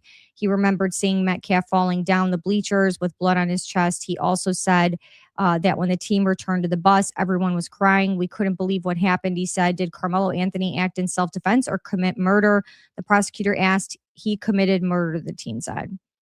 Also, Sarah Fields does good work, but I did not see on her X that she is going to be in court today. So, and I would imagine she would be just because she's there, she's on the ground. She might be tired from yesterday. Like I said, when she was doing some of these videos, she had no voice. So I think that she's extremely tired. So I don't know if she'll be in court today or not, or just update later in the day. I don't know. Let's see, 10 a.m., 16-year-old student athlete, a 16-year-old student athlete who knew Metcalf from middle school took the stand. He said he was sitting under the memorial tent that day scrolling TikTok. He recalled Anthony sitting down next to him and saying something like, crazy weather, huh? He said another teammate noticed Anthony and asked him, who's this guy? The teen said, Anthony replied, I'm a nobody. The teammate replied, if you're a nobody, then get out of our tent. The teen testified that Anthony responded saying, F y'all. That's nice. The teen testified that Anthony repeated, F y'all, I'm not going to leave. Y'all are a bunch of PUSSIESs. Y'all not going to do anything, he said. Anthony also threatened, touch me and see what happens. Metcalf told him, I'm not going to fight you. This teen, who said it was his first track meet, testified that Metcalf didn't do anything to get you know what in the chest. Under cross-examination, he admitted that Anthony wasn't yelling or anything like that. So he wasn't yelling, but what kind of talk is that? I mean, to me, that's confrontational. That's aggressive. Being told to leave the tent, I don't think is aggressive. How is that aggressive? Because it's not what you want to be told. And a lot of people are like, oh, he was bullying him. He was bullying him. He wasn't. This is the school's policies per their tent, per the coach. And that's all that matters. If that is the school's policy and that is what the coach says should be going on, and that's what is going on, that's the end of the story. There's nothing to argue there. The kids were doing exactly what they were told to do, period. How do you sit here and make it like a race issue? I showed you guys earlier in the video that set me off, and that's not even some of the worst videos. Okay. Like, unreal. I wonder why people feel that they have to be so hateful. I'll never understand hate to that extent, to where you would wish death on somebody, it's really hard to understand when you're not like that. I live a very good life. I'm a happy person. Is my life perfect? No, but to go out of my way to be extremely cruel to someone it would never happen. I just don't understand that kind of misery or hate, or even if you're mad at your situation, you can change your situation. You're responsible for your life. No one else. 11:15 a.m., teen who knew Anthony testifies. The next teen to take the stand was a teen who knew Anthony and greeted him as he entered the memorial tent. He said he wouldn't call Anthony a friend, but someone I knew. You are the common denominator between Karmelo Anthony and Memorial, the prosecutor asked. He said, yes, sir. Did you think it was weird that Karmelo Anthony was in your tent? The attorney asked. He said, yeah. That's what the teen said, yeah. He testified that he didn't talk to Anthony for long, but never asked him to leave. He recalled Metcalf getting defensive over an outsider being in their tent. He said Metcalf was always leading, always protecting us. The teen said Anthony was provoking Metcalf. He recalled him saying something like, touch me, you're going to have to move me. He also saw Anthony put his hand in his bag. He broke down on the witness stand while testifying about seeing the unaliving. He admitted to being mad at Anthony because of what happened. The teen agreed with all the other student athletes who have said this case is not about race. He also said Anthony had no reason to, Metcalf, and no cause for self-defense. 11:45, they took a lunch break, and we are just waiting. So I'm guessing what time is it? It's noon. No, it's 1:59. Why is my clock wrong on my computer? My goodness. So I'm gonna have to fix that. So we will refresh again and just see if there's anything added, but I don't know how long their break was. Hold on.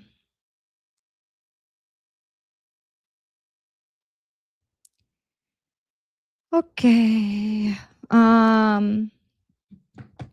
All right. So I haven't seen the updates yet, but again, that was 11:45, which is 12:45 for me.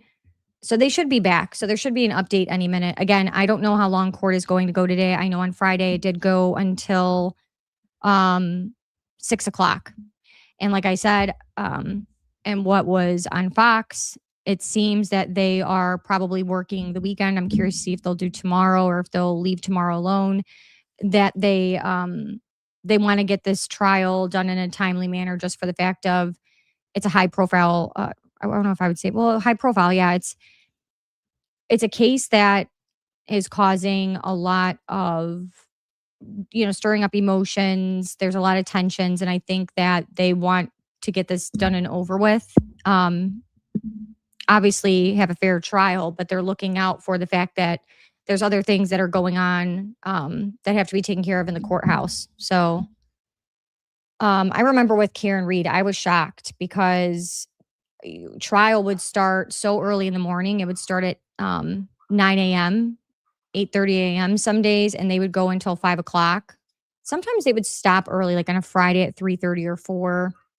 But still, they couldn't even hold as many court cases because of just all of the people outside of the courthouse and all the things that were going on. It changed them being able to have court.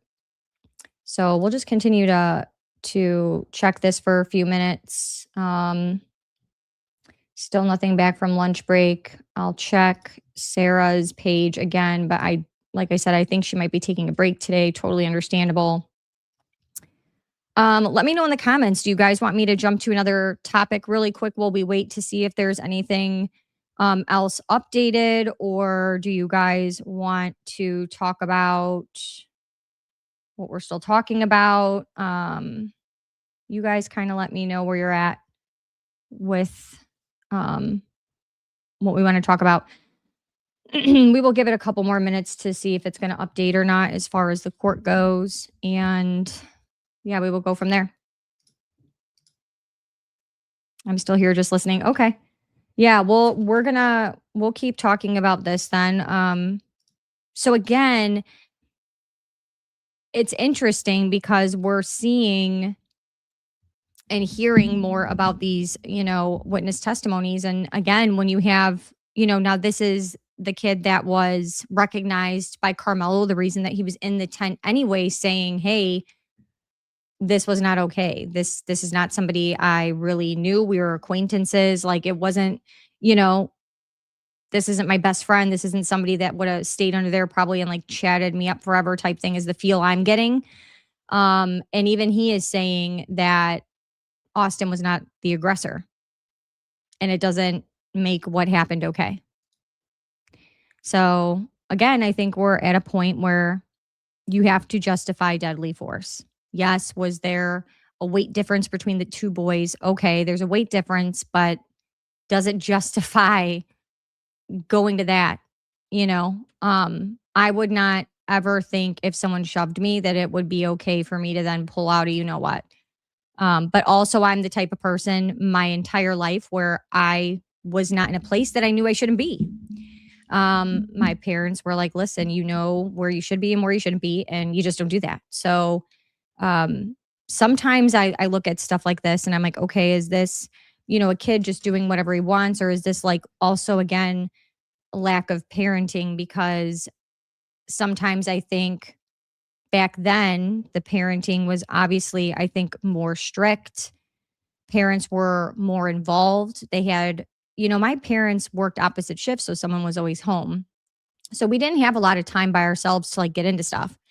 And I think nowadays you have a lot of parents that, and this is just me just thinking out loud, that don't do that. They don't, we give kids tablets a lot and things like that. It's, oh, I want to have a family, but I don't want, the kid in my face 24/7. I don't want to be annoyed all the time. And that's just what having kids is. Young kids, little ones are annoying. That's just what it is.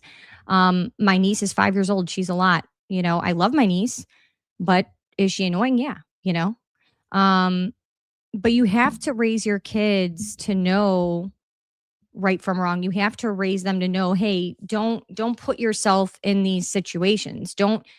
Bad things happen to good people, but bad things are less likely to happen to you if you're not hanging out with the wrong crowd, if you're not in the wrong place at the wrong time when you could have prevented that. And in this situation, had the parents just have taught him, hey, like, if you know where you're meant to be when you're at these kinds of events, or when you're in an event period, you need to be where you're supposed to be. Don't put yourself in a position that could put you in a bad predicament.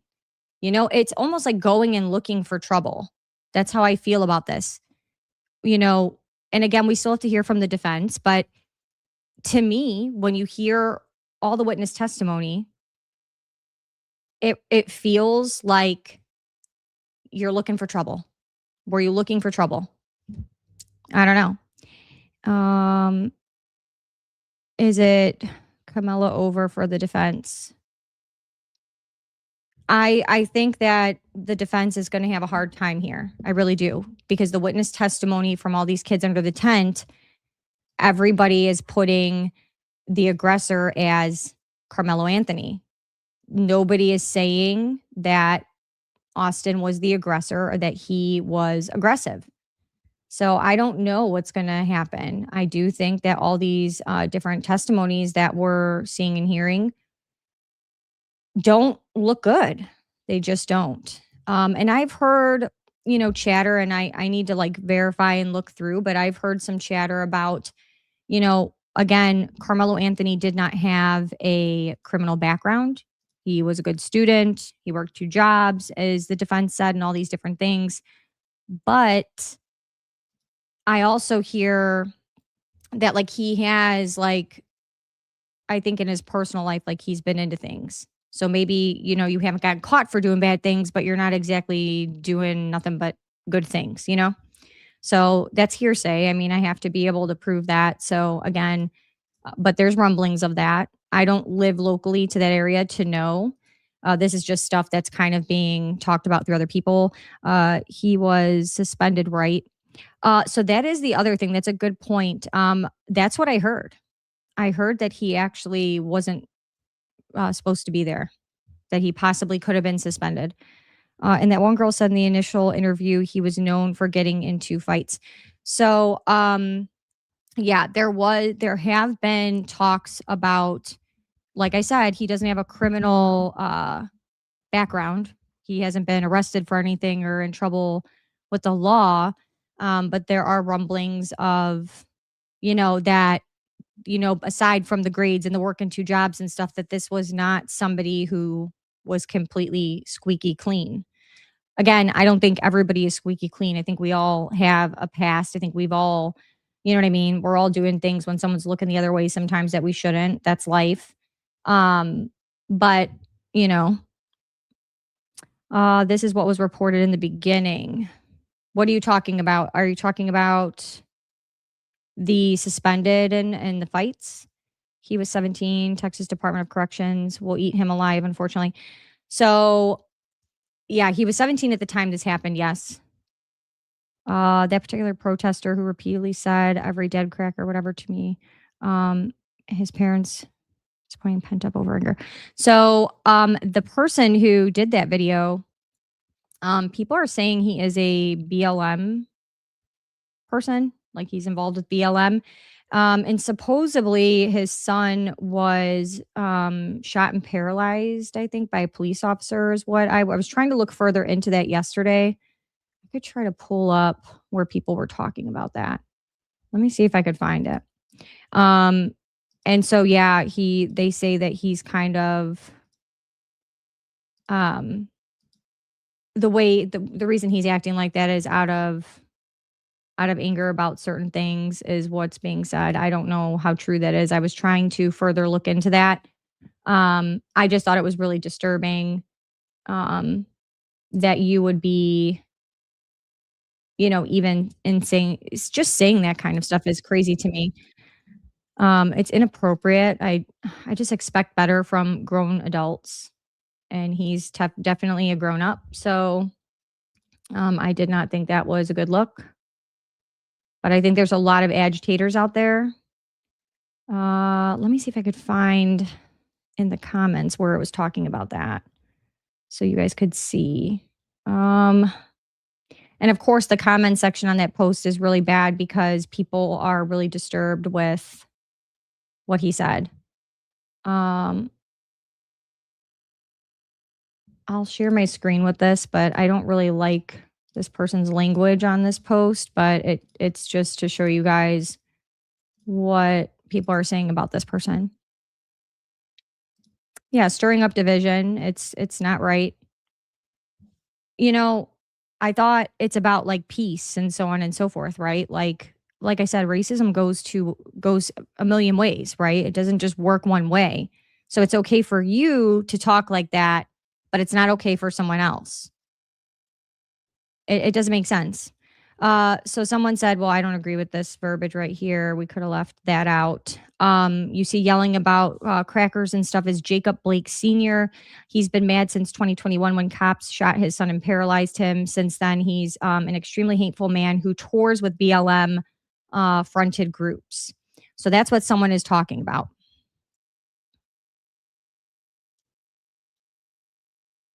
Worst part is no one stopped him. And in fact, you heard from other people. Yeah, it's just, to me, you can't, it's unreal. Like I said, if I was out in public and I said that same statement, change out the words, I would be all over the internet and it would be like, find her job and fire her. I would be on the news. They actually just had somebody, I heard about this in the comments, and then I was like, oh, wow. Somebody was on the news for doing just that. And I believe Kash Patel got involved with it. And so people were tagging Kash Patel in the video I just showed you guys. I have to go back to that video. And they're like, hey, Kash Patel, are you going to do anything about this? Because you did something with this other person for using this language. Why is this okay now? I have to find it. Oh my goodness. I'm going to try to find it for you guys. So yeah, I mean, again, it's not right either way. And again, why do we have to bring that into everything? That, again, that is not, it's like not everything is a conspiracy theory. Not everything is about that. It's just not. So, my parents always used to say in situations like this, when you play stupid games, you win stupid prizes, kind of thing. So if you are putting yourself in a position to where you could get yourself hurt with the behavior that you're doing, that, you know what I mean? What did you expect when you go out and you do something like that? What do you expect? So, this was made about race day one. Yeah, it seems like it was all just about that right out the gate. I will be glad when this is over. I bet all lies will be exposed. I think so too. Don't forget to hit the thumbs up. Thank you. Thank you guys. Yes, be sure to like the live for me when you get in. I appreciate all you guys being here with me. And again, I am not trying to stir trouble up on the internet. I'm actually trying to say that it's wrong. It's wrong. We should not be seeing color, period. We all bleed the same. We're all human. That shouldn't even be a part of it. And I think that when we have a young kid who made a mistake, he made a mistake. Let's not turn this into that. It's, you know what I mean? Adults are turning it into that. Come on now. Like this is not that. Again, let's bring it back to the main point of he brought an item to a track meet that should not have been at a track meet. So explain that first. Let's focus on that first. But now we're using this to divide people up and cause this argument. so that overshadows the facts of what's going on here. And what good does that do, by the way, when you do that? Because you're excusing bad behavior. And this is how we have people who reoffend, because people don't want to, especially like in a situation like this, I think it becomes like people don't want to call the police or report certain things because then it turns into this. And it's like, no, it's just, do you guys remember, my husband brought this up yesterday and we were talking about this case, and I was saying, a lot of people are really mad about me covering this case. There's like a lot of negative about it. And like I said, I mean, my best friend Becca is Black. One of my other close friends, Erika, is Black. You can't even go there with me. I think it's wrong. I don't think anyone should be talking about anybody. That's disgusting. Adults should not be spewing this. Kids should be able to look at other little kids and that not even be a thing. My parents, when I was younger and I was playing with other kids, that was never even a thought in my head was, oh, you're a different skin color than me. That was never it. I grew up on the south side of Chicago with, we had, Italians, Irish, everything. My school was like a melting pot of a bunch of different kinds of cultures and people. And to me, I always enjoyed it. And as an adult, I have friends that are parts of different cultures, and I think it's amazing. I think it's fun. You know what I mean? I don't know what to say. But that's me. And I think that when you start to teach kids to like point this out, that's how it's almost like when a kid gets hurt and they don't start crying until you're like, oh my gosh, are you okay? Like if you just would have not, obviously if it's a big injury, that's one thing. But when they fall and scrape their knee, like if you just are like, oh, you're fine, get up and like dust them off, like go on. They don't really think much about it. You get what I'm saying? And so I think it's kind of the same concept as when you raise your kids. Don't make them a victim of anything. Raise strong, healthy, smart kids with common sense who are able to critically think, who realize, my parents used to say you are who you hang with. You know what I mean? Help them realize those things. And that's true throughout your entire life. You know what I mean? Like if you hang out with not good people, it's something that people kind of assume. It's not necessarily that assumptions are good, but it happens. And so I think that this is very much like that. I think the parents also are not helping the situation. I don't think they've helped their son. They obviously didn't teach their son how to behave, because if they did, we wouldn't have even thought to bring a weapon to a track meet. We would have known better. That would have never even been a thing. So that's my personal take on that. We don't even know if for sure if he was suspended, if he shouldn't be there to start with. I know that's still something that's being talked about. I think that we'll hear more about that in court is what I've heard. And now Chicago scared the Bears away. Oh my gosh, guys, we will take 5 minutes to talk about the Bears. I am so mad about that. That makes me, you don't even understand how many emotions I am when we bring that up. If they are actually going to move the Bears to Indiana, everyone's like, oh, relax, like it's not a big deal. No, it is a big deal because it's not the Chicago Bears if we're not in Chicago. That's my opinion. That's the Indiana Bears. I'm not going to support the Indiana Bears. I'm mad. They said that that's for sure, but they said that for sure with going to Arlington Heights, which even then, if they would have went to Arlington Heights, which is more north, that would have been better than Indiana. Like, changing the state, that's crazy. That's a no-go for me. I'll become a full-blown Tampa Bucks fan, like my husband. So, I need to breathe because believe me, I want to say more than that, but that makes me so mad. But that's how stupid our governor is that he ran the damn team out of the state. How talented do you have to be to do that? Yep, south side of Chicago. Thank you, Peaky Blinders. He bought 4 months worth of memberships. So whoever got those, be sure to say thank you. That's awesome. Thank you, Peaky Blinders. You're a huge supporter of the channel. I appreciate that. I appreciate all the support you guys give. You have no idea how much it helps as far as being able to where I want the channel to go, and with independent journalism, the things that you need to be able to be a really good independent journalist and be able to vet things and create content and travel to cover these kinds of things. So like that's my goal eventually, is to also travel to some of these trials and do coverage. I really want to travel for the Tyler Robinson trial. So what I'm going to try to do is any super chats, any merch money, anything, I'm going to start putting that away so that I could cover the Tyler Robinson trial. That's the goal. Enjoy your day, but this topic causes undue biases. I see you trying to be fair. Think many have already chosen a side. Thank you, Tracy. I missed the beginning. I do believe Charlie's video was AI produced, but at the same time, I do not even know about him before the... Yeah, it was tragic. I'll do a separate video on it, but if you go back in the beginning, I actually talk about the video and what all went on with that.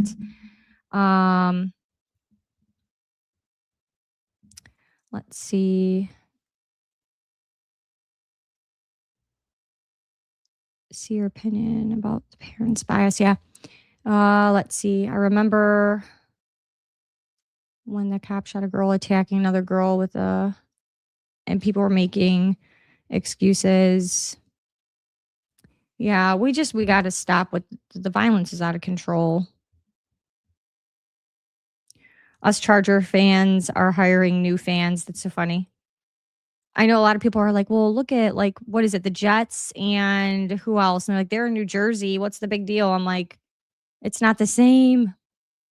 I don't want the Bears to move to Indiana. They're saying that's for sure. I don't know how true that is, though, because they've talked about Arlington Heights, like I said. Then they were like, no, we're going to move it somewhere different in the city, and that never happened. So I don't know how much I believe of that. That's just my deal. But yeah, I'm hoping that that's not the case. But we shall see what Chicago decides to do. But again, our governor's horrible, so I wouldn't be surprised if they did leave Chicago. I just know that there's a lot of people that feel the way I do and are really, really, really upset. So, yeah, we shall see. Okay, so another update just came in. It says teen testimony continues. Defense attorney Toby Shook began cross-examining 18-year-old Para after the lunch break. He was the teen that Anthony knew sitting under the Memorial High School track tent. When asked about their friendship, Para said, every now and then we get together. The defense showed jurors pictures of the two hanging out and pointed out that they got together at least 3 times over a 3-week period. Para agreed, but said he only hung out with Anthony when Anthony's girlfriend was around. He said Anthony's girlfriend was a common friend. So that goes back to what we heard about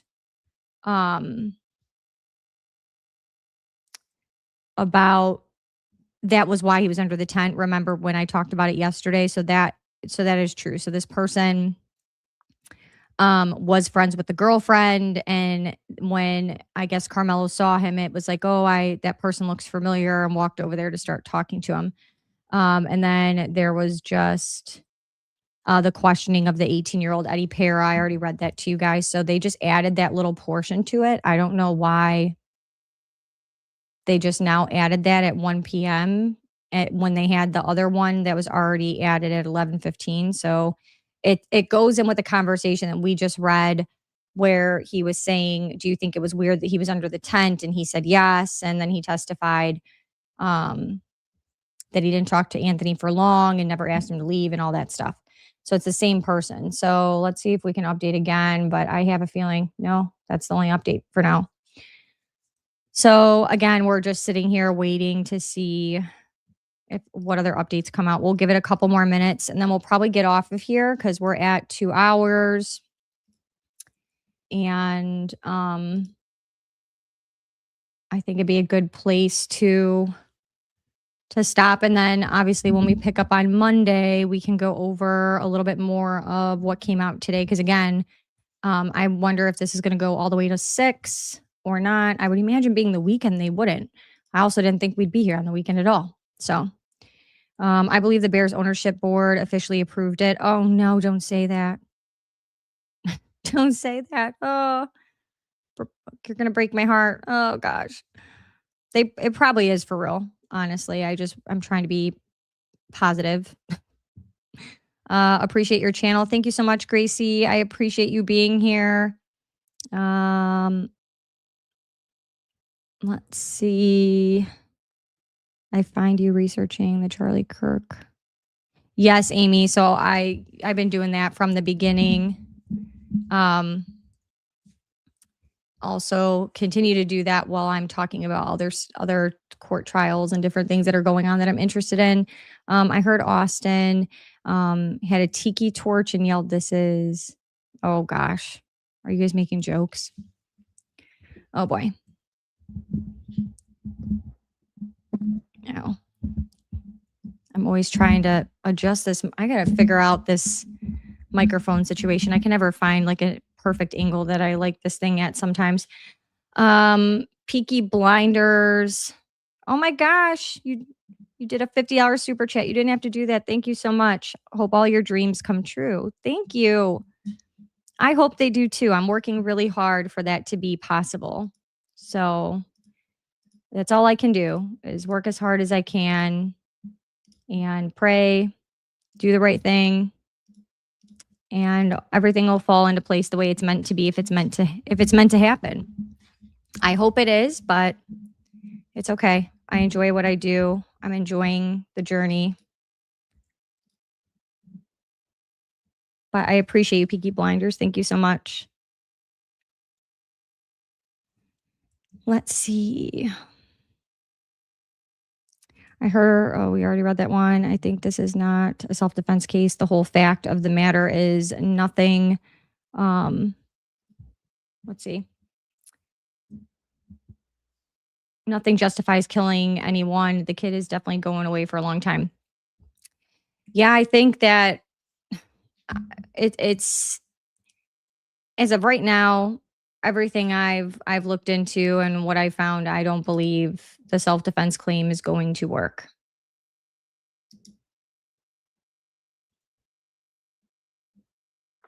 But, you know, you don't know where it's going to go. We're going to have to wait and see, but I am very curious about where it's going to land, and I'm kind of nervous about where it's going to land and what kind of uproar is going to happen, because judging by what's going on outside the courthouse, and it's looking like it's going to turn into absolute chaos, and that scares me. But I don't know. Okay, so Sarah Fields is at court today. Let's see. On lunch, I have a lot to update everyone on. Not sure how long we will be in the courtroom. Love you all.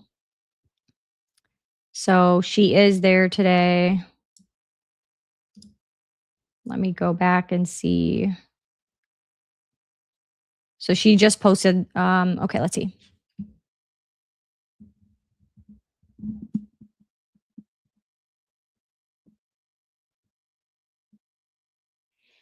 Okay,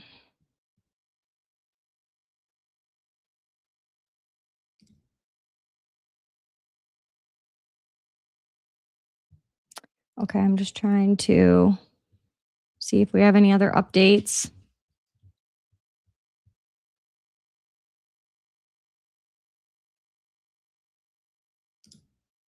We're going to pull up Tamara Neely on YouTube really quick, because typically she goes live. I found her as well. And she had really good coverage. So, but I haven't seen her post anything yet. So I know yesterday she went live outside of the courtroom towards the end of the day. So I wonder if she's like waiting a little while for now, or if she's because the first day she was outside, and then for the second half she was outside doing coverage of what was going on outside. So we'll have to look at her stuff too. We have 5 witnesses stating that Karmelo was the aggressor, and that is a problem. You have more than 5 that have said that. We're at more than 5 at this point. Adds defense switches to claiming insanity. I don't think that they're going to do that. I don't think they're going to do that. I think they're I'm curious to see after all this witness testimony, again, how we're going to keep going with the self-defense situation, just because of all the witnesses that have come out so far and said that this was not an act of self-defense, that there was, sorry guys, no reason for him to do that Austin was not aggressive and so on and so forth. So I don't know how you even make that claim anymore. If you have, out of 35 witnesses, let's say 33 of them are saying, hey, Austin wasn't the aggressor, then what happens? What else are you to think when you have 10 to 15 people alone under the tent? That's under the tent. That's not around the tent. That's not coaches. That's not, again, we're not at the point of, you have police, you have medics and all these things. So I wonder if they go the full day today, if they'll get through all of the prosecution's witnesses. I wonder. But again, there was 35. So I don't know. So we'll have to see. But maybe that's the whole point of court on the weekend. I also wonder, what are they going to do with tomorrow? I'm guessing tomorrow will be a day off just because it's Sunday, but I could be totally wrong. There's no telling. So we'll just have to see. We're just going to have to wait and see. So yeah.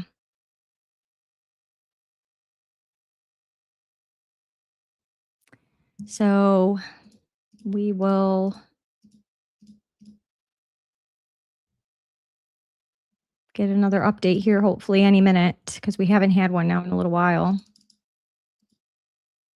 Let's check. We'll check because Tamara's not posted anything. Let's go back over here to X. Let's see. Two also, remember, they went over all the different video footage. I know that Sarah Fields was saying that like Hunter's screams will forever be ingrained in her mind from the footage. That's the brother of Austin. He died in front of, actually, I think he died in his brother's arms, his twin brother.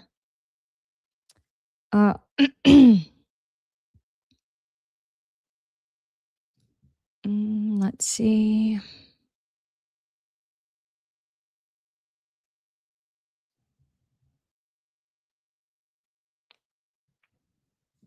We are just waiting for updates.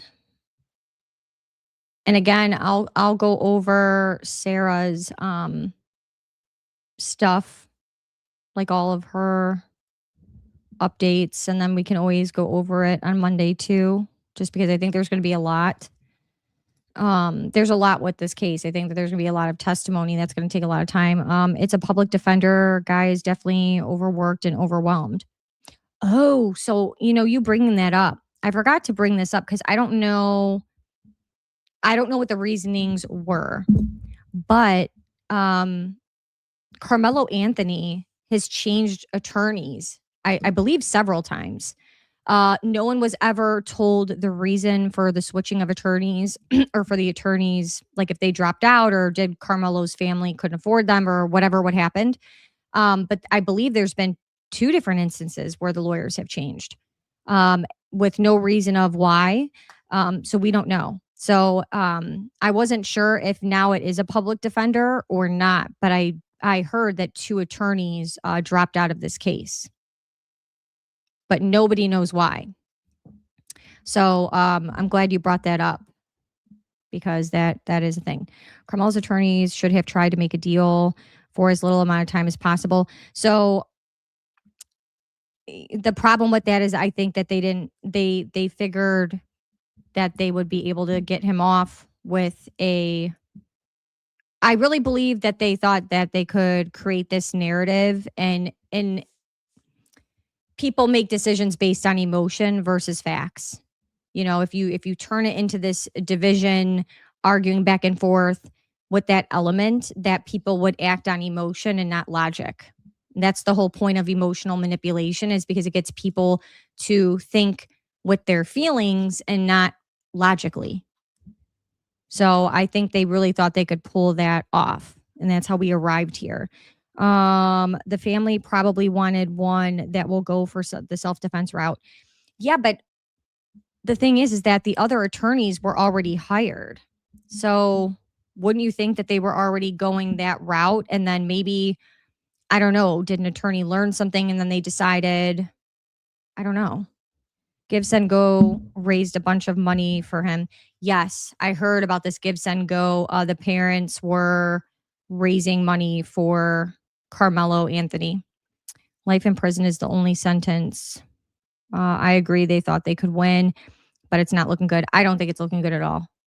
I think, which I wonder how they thought this was going to go because you have so much witness testimony. I don't know what did they think was going to happen when all these kids were going to come out and tell their story of what happened that day. So I don't really know how they thought this was really going to go any other way than what it is, because unless he didn't tell his attorneys, I wonder if he just didn't tell his attorneys like what really went on. Like, did he not tell them? I'm trying to figure out what I did here. Hold on. I made my screen all wonky. So I don't know what the case is. I didn't want to do this, and then now I got this. What is happening? Day 2. No. Let me just try to fix this, you guys, because there we go. I fixed it. So now I can bring it back up. But yeah, I don't know if they didn't think that through or not. But yeah, I heard the Give Send Go did make a lot of money. Or a decent amount of money anyway. They probably believe what the media was saying. Yeah, maybe. I'm so happy that YouTube put you in my feed. I love your pod style. You definitely have a new loyal follower. Thank you, Kelly. Thank you. I appreciate you and welcome. I'm glad that you're here.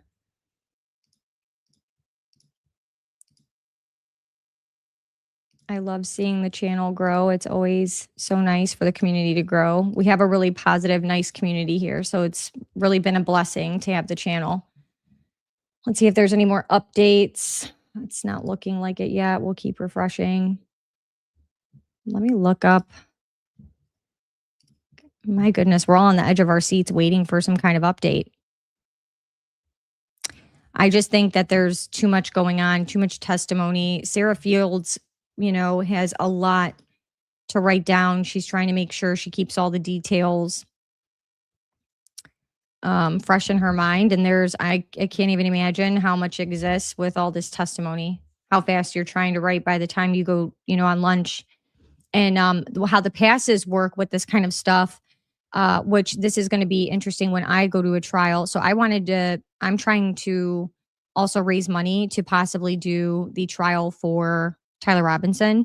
I think that would be an important one for independent journalists to get out there and actually cover that trial honestly, of what, be boots on the ground, what's going on. And so it's very difficult to do by yourself because you do, if you have to use the bathroom and you do have to eat, if you don't have someone in there to swap. So Kristen and I have talked about that, both of us would likely have to go. That way we could swap out so someone could eat, rest for a little bit, whatever. It's very difficult to do. And so Sarah Fields, being in the courthouse all day and then you want to eat, but you don't want to lose your spot. And there's passes that when you come out, you lose the pass basically, is what I think goes on, because they were very limited on who they were letting in the courtroom. So there's only 30 people, I think, from the public that could get into the courtroom. I heard that, are you going to Utah for a month? If I can save up enough money to go to Utah for the Tyler Robinson trial, I would go up and stay as long as I financially could. But that just depends. It just depends on financially if that's doable or not. Again, by myself, so on and so forth. So I have a lot. I'm going to do my best. I think it's important, again, to do that. I don't know when trial is going to be because we still have an evidentiary hearing that needs to happen. There's a lot that still needs to happen. So we'll just have to see how all that stuff lies. But that is the goal. Let me see.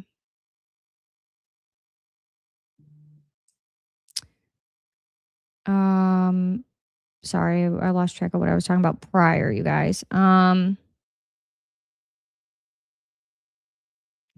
Allie Top Files. Hi. I'm so glad you're in here. Thank you so much for that super chat. Thank you. Keep going or keep doing your thing. You're awesome. Thank you, Allie. I told you guys about Allie Top Files earlier. She does great at like clipping things, and I'm not great with clipping stuff. So I always, if Allie has it clipped, which most of the time she does, I'm like, oh, I'm going to share Allie's clip. I have to listen to the Erika Kirk whole speech because I can't even imagine what else went on in there. But yeah, the P file comment was clear as day, and she was mad. Are you going to cover Chud the Builder? So I've heard about the case. I have to look into that further. I've heard about it. My husband's talked about it. I know Dee got a podcast, was covering or talking about that. Again, thank you, Allie, for that super chat. You're so sweet, truly. But yeah, I'll have to look into Chud the Builder. Like I said, I've heard about it. I just need to look further into it because I don't know all the details. And I think there's a lot there. But yeah, I'll definitely, let me write that down actually to keep it fresh in my mind. Because that is something I'll look into. I've heard a lot about it. But yeah, so so I heard a lot with this case about attorneys changing the give, send, go. There's been a lot of different things floating around when it comes to this trial. So we'll have to see how this all pans out. But what I was saying about Sarah was, you don't want to lose your pass. It was also interesting because they gave, I believe it was 13 seats in the courtroom to Karmelo Anthony's family. So actually only 5 family members of Austin Metcalf could be in the courtroom. And they don't have an overflow room this time. This came from Tamra Neely. I'll have to share her YouTube. She, I believe, is from Oklahoma, and she flew there to cover this. And so she was saying, actually, after the first couple of days of what was going on outside the courtroom, she was actually going to go back home because she felt very, almost like unsafe when you have, this charged, tense situation, which that's already going on, but you can never predict how bad it's going to be. And I think when you get there and you're in that position, you have to decide, am I safe here? It's not worth anyone's safety. So yeah, I keep notifications from Sarah's ex on. Yeah, I've been checking her ex like crazy because she's done a great job covering this. I would have loved to have gone to Texas myself to cover this, but again, she's getting up at like 3 a.m. just to be able to get into the courtroom. Because you get in a line and there's only so many seats, and they don't have an overflow room. So it's like you have like your 30 between media and the public allowed in, and that's it. And then what I believe was explained was, if I'm understanding it right, was if you happen to leave, you give that pass up and over, which what sucks about that is then you don't get to be in the courtroom anymore. So what is she able to eat? Do you have time to go to the bathroom? Can you imagine this, like what that stress is like when you don't want to lose your place? And like I said, she's done so much work on this case the last year. I mean, truly, it's incredible. And she's taken a lot of heat as well. For those of you that follow her, you already know this. She has taken, nasty comments, all kinds of stuff. It's really unfortunate because all she's trying to do is, do independent journalism at its finest, at its, best, and just report the facts. And, there's a lot of people where facts and emotions together. It's not facts anymore when you start to, because what your heart wants and what your brain wants, they're two different things. So I think we're seeing a lot of that in this case where a lot of people, again, this is all emotionally charging, and it's just we're losing the facts and the logic aspect of it. His parents spent the money. She looks exhausted last night on her stream. Oh my gosh. Yes, she did. Yes, she did. When she sat down to do that, that was like one of the first things that she said, but you know that because you saw. And she said, I'm so tired. I can't, type all this out for you guys. But I'm going to just, verbally talk about what was all talked about throughout the day. And actually, we can go and I'll refresh this one more time. And then if nothing is popping up, we're just going to go back to her page, and we can always listen to another one of her updates because she did video after video. If you guys want, again, she's doing great coverage. She really was. Like, we could do the first.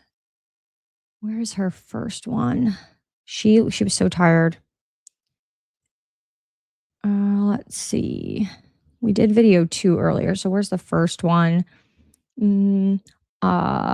Somewhere. Where?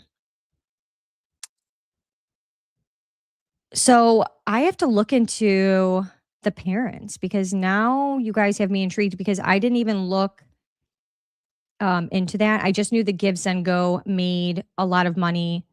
I kind of figured they would be paying for his attorneys is what I thought.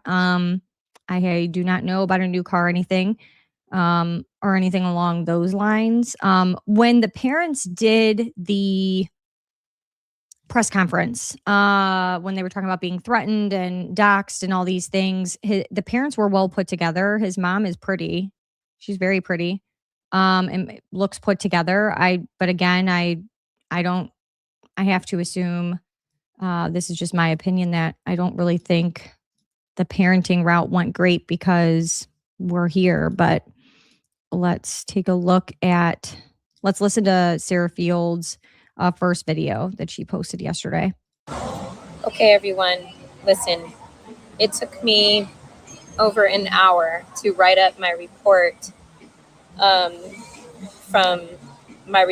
the trial from yesterday, and I am very tired and I really want to turn my brain off for even just a few minutes. So I'm going to, instead of writing my report for today, Friday, June 6th, day 5. I call it day 5 because I consider the first day to be June 1st.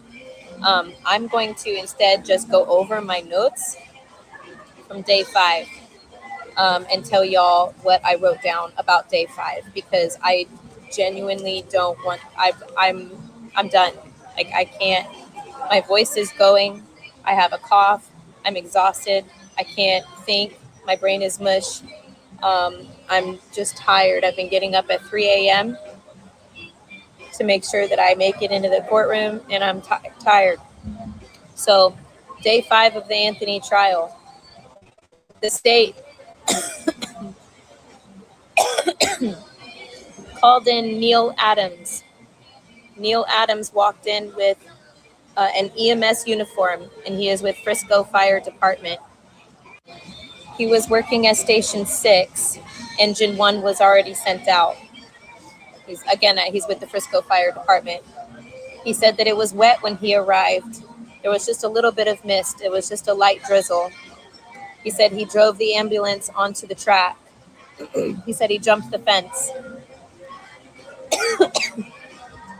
He said that the Engine 1 crew was already on scene doing CPR.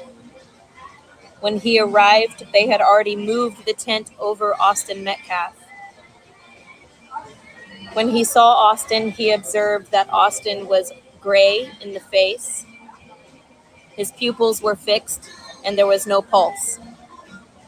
His chest seal was already in place, and there was a Lucas giving him CPR. He said that he was flatlined. They then were giving him epi. He was moved into the ambulance, and he was given 2 liters of blood, and the blood was released into his chest cavity. He said that he never woke up. He knew that he was gone. in his head. He already knew that he was gone.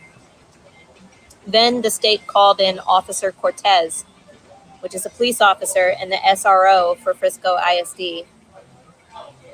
He said on April 2nd, he knew the twins. He knew they were athletes. He got a call on the radio. He was at the middle school in his office. He was told that there was a stabbing at Kuykendall Stadium. He ran towards the stadium. Once in the parking lot, he said he entered the entrance and he went towards the tent and attempted to locate the suspect. He located Karmelo. He told him to put his hands up. He then put his hands behind his back and detained Karmelo. He said over the radio that he had the alleged suspect, and that Karmelo then responded and said, "I am not alleged, I did it." He said that Karmelo then said, "He put his hands on me. I told him not to." Then Officer Ritchie came onto the scene. Officer Ritchie was the second officer, and they escorted Karmelo to the car. During that, apparently it took about 4 minutes. I wrote down 4 minutes here. Karmelo kept talking. Once he put Karmelo in the vehicle, he noticed that Karmelo had blood on his left middle finger. Karmelo then asked if Austin would be okay. He said, would he be okay? They then showed the video of the body cam footage. This was really, really hard to watch. They also showed a photo of Karmelo in the car, the vehicle, in the back of the vehicle. He had on black and white Nike shoes, blue sweatpants, and you could see the blood on his finger. They also showed a photo of the weapons are prohibited sign on the side of Kuykendall Stadium. He said that it was absolutely shocking that someone would bring a weapon to a track meet. They then showed the 4-minute clip of the body cam footage. We're going to pause it there. We got a couple updates. I switched over to NBC because for whatever reason, Fox News is way late compared to NBC and not as thorough of updates, which is driving me insane. So we switched. So it said court resumed after lunch. Witnesses who spoke to Karmelo at track meet back on the stand. So we're going to actually pull Sarah down for a second because I want to show you guys what I'm reading just so you could see that it is coming from a news source. I'm sorry. And then so it says when the court resumed after lunch break shortly after 1 p.m., the witness who knew both Karmelo and Austin returned to the stand for cross-examination. The defense showed the witness several photos of him and Karmelo making funny faces at a birthday party for Karmelo's girlfriend's mother. Additional images show the witness playing basketball and roasting marshmallows with Karmelo. Another image was shown of Karmelo at the witness's grandmother's birthday party. The state objected to those images being admitted into evidence because according to the state, it had already been established that the witness and Karmelo knew each other. Let's see, how do you say that name? Worski was seen shaking his head. These will be the last exhibits we admit, argued Shook. You knew Karmelo a lot more than you're telling this jury. Shook told the witness. The witness explained that he and Karmelo only hung out around Carmelo's girlfriend's family. I did not know him personally, the witness said. He said it would not surprise him if Karmelo came to the memorial tent. We were cool with each other. Another photo was shown of the witness sitting next to Karmelo at a track meet. The witness told the defense that every time Karmelo was at the house, he was never disrespectful to anyone. So after he insulted your team, you still stood and dabbed him, Shook asked, referring to the witness's interaction with Karmelo on April 2nd. The witness said he did not remember. Did someone ask him what his name was? Shook asked. I don't remember, the witness said. Did you ever say anything to your team or to Karmelo? Shook asked. I don't remember, the witness said. You didn't think to step up and say, hey, I know this guy? Shook asked. The witness said he did not say that he knew Karmelo because he didn't feel like he needed to. He said the conversation with the other teammates regarding who Karmelo was and why he was there was normal, quote unquote. The witness testified that at some point during that conversation, Karmelo called Austin the B word, and Austin called Karmelo the B word back. The witness said after the B word comment, Karmelo put his hand in his bag. Do you remember saying to detectives that when Austin went to shove Karmelo, he kind of pushed you back? Shook asked. I don't remember saying that, the witness said. Do you remember telling officers that when Austin pushed Karmelo, you didn't see where he grabbed him? Shook asked. The witness said that is correct. Shook asked the witness to demonstrate how he saw Austin shove Karmelo as he had with previous witnesses. The witness demonstrated and explained that it wasn't that hard. It was like a small shove. So I would call that like a nudge. You guys let me know what you guys think in the comments of that. Again, this is not looking great because this is, you know what I mean? It's not like a full out shove where somebody's knocked off their feet or something. Okay, so 12 minutes ago, we have state calls 16-year-old witness to the stand. Again, with minors, they're not going to give names out. The state called a 16-year-old witness to the stand. He told the jury that he is a linebacker and did track with the Metcalf twins. His events were shot put and discus. When asked about the day of we're just going to put the unaliving, the witness said that prior to the incident, he and the Metcalf twins were just talking, having a good time, and everything sort of happened. The witness said he turned around and saw his teammates telling this random guy to get out of the tent. He described Karmelo as stubborn and said he did not want to leave the tent like previous witnesses. The 16-year-old recalled hearing Karmelo say, "Touch me and see what happens." Though he did not see the actual unaliving, the witness testified that Karmelo challenged Austin to a fist fight, and Austin's reply was, "I'm not going to fight you at a track meet." He also recalled hearing Austin say he you-know-whatted me, he you-know-whatted me, he you-know-whatted me. After the incident, there was a hole in his chest. The witness said he went back to Austin, tried to help him, and saw coaches holding Hunter back. He described Austin looking blue and purple on the ground. The witnesses, like the previous witness, told the jury that Karmelo was the aggressor and that there was no reason for him to do what he did to Austin. During cross-examination, Shook questioned the witness about an April 5th interview with law enforcement. The witness said he did not speak with detectives detectives on the day of the stabbing because he didn't want to talk to anyone about the incident. The witness explained that he was sitting at the bottom of the bleachers listening to Creed on the day of the incident, eliciting a small laugh from the courtroom gallery. So as of now, that is we just got one that came in 3 minutes ago. State called medical examiner to the stand. The prosecution called a medical examiner to the stand as their next witness. Judge John Roach warned spectators in the gallery to exit if they wanted to because of the content of the upcoming testimony. Austin Metcalf's mother, Megan, was seen leaving the courtroom. Prosecutor Bill Worski signaled for the rest of the family to leave as well. Austin's friends who are present in the courtroom today chose to stay. So I guess we will be hearing what comes of the medical examiner. That was 4 minutes ago, so we might not have an update for a little while. Probably a good idea that the family left. When you start to go over autopsy results and things, photos, I just don't think that that's anything a family is going to want to see. It's already a traumatic experience to begin with. So I could totally understand wanting to leave. It makes sense. Let's see what some of the comments are. Let's see. Happy about the verdict. I don't think we should have people standing outside causing issues because all they're trying to do is scare the jury into a not guilty verdict. But sadly, that isn't going to happen.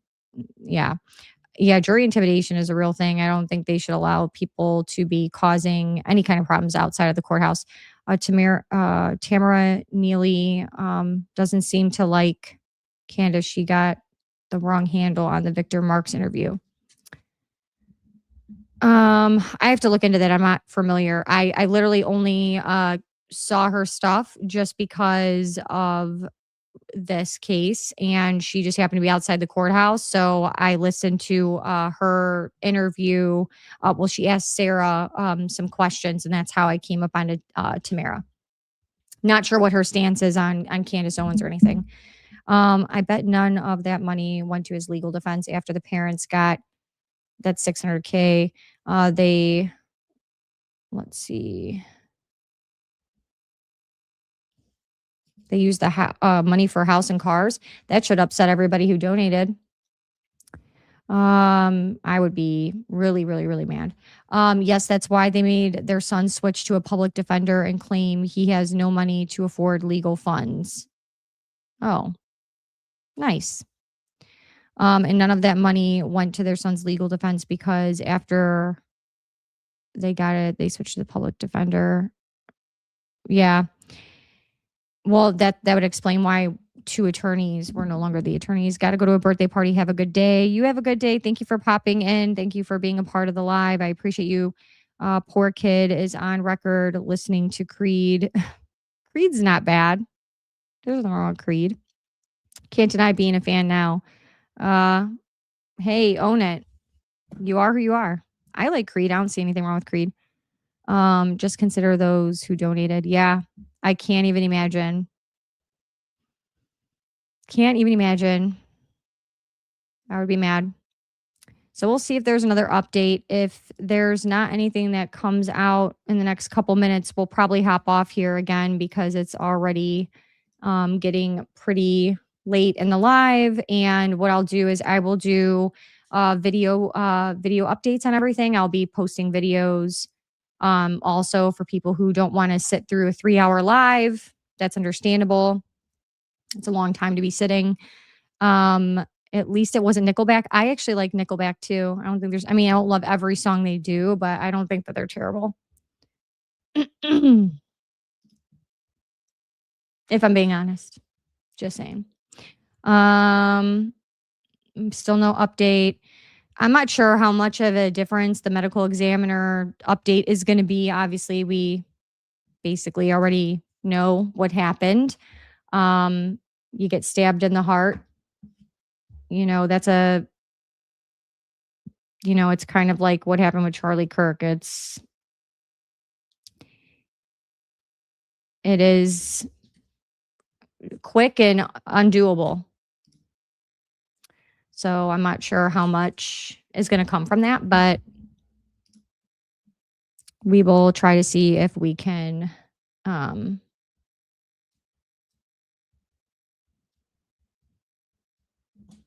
hold on, guys. Let's see. Yeah, no update from the medical examiner. So I know you guys probably have plans. It's Saturday. Like I said, it's the weekend. I did not plan on doing this. I did not realize court was going to be today. So maybe we will hop off here and I will do video updates. You guys let me know what you guys are thinking. Again, thank you to everybody who bought memberships and who super chatted.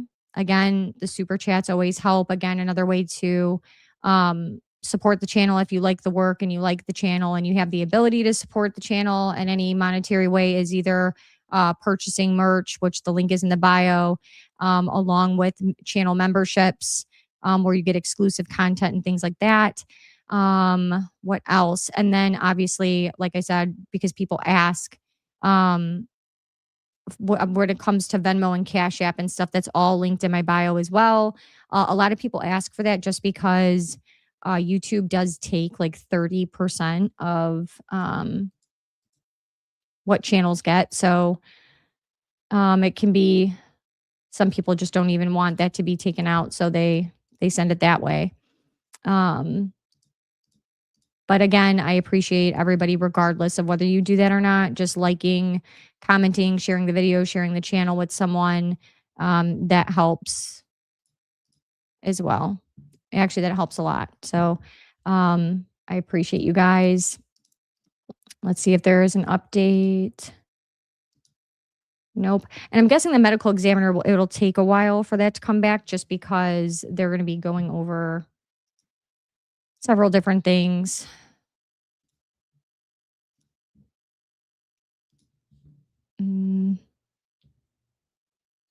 And I'm looking just to see if there was an update from Sarah Fields, but I don't see anything yet. So she may not give an update until the end of the day, just because, like I said, it's a lot to type out. It's a lot to go over. And so I could totally understand. I could totally understand that. Sippy Cup did put an update on X saying, honestly, guys, there isn't really anything going on today. Something feels off. The Karmelo supporters that have been here every day in decent numbers are only 5 strong. The parking lot is mostly empty. There are only 2 media tents where there have been at least 6 every day. So I'm guessing either people did not realize that there was court today, or you never know. I will say this, that in the lives that they were doing outside the courthouse, and I forgot to bring this up before we go, that there were supporters, and I could show you guys that from the lives, that were asking what hospital was Austin taken to. And there were also talks of basically where people were saying that it's possible that there's going to be trouble if the verdict doesn't come back the way they want it, and disruption at this hospital and disruption in general. They were asking questions. I'll have to show you guys alive, but let me see if I can find it. But that was actually asked about, and kept saying, well, we need to know what hospital, and yeah, it just, you can just tell. So him saying like, oh, there's nothing going on today, it feels kind of eerie. I can understand that, because to me, hearing people say those kinds of things about like, well, what hospital did he go to? So we know, and like, we need to know, because, and then there was like whispering and snickering in the background where they're talking about possibly causing trouble. That made me so mad, because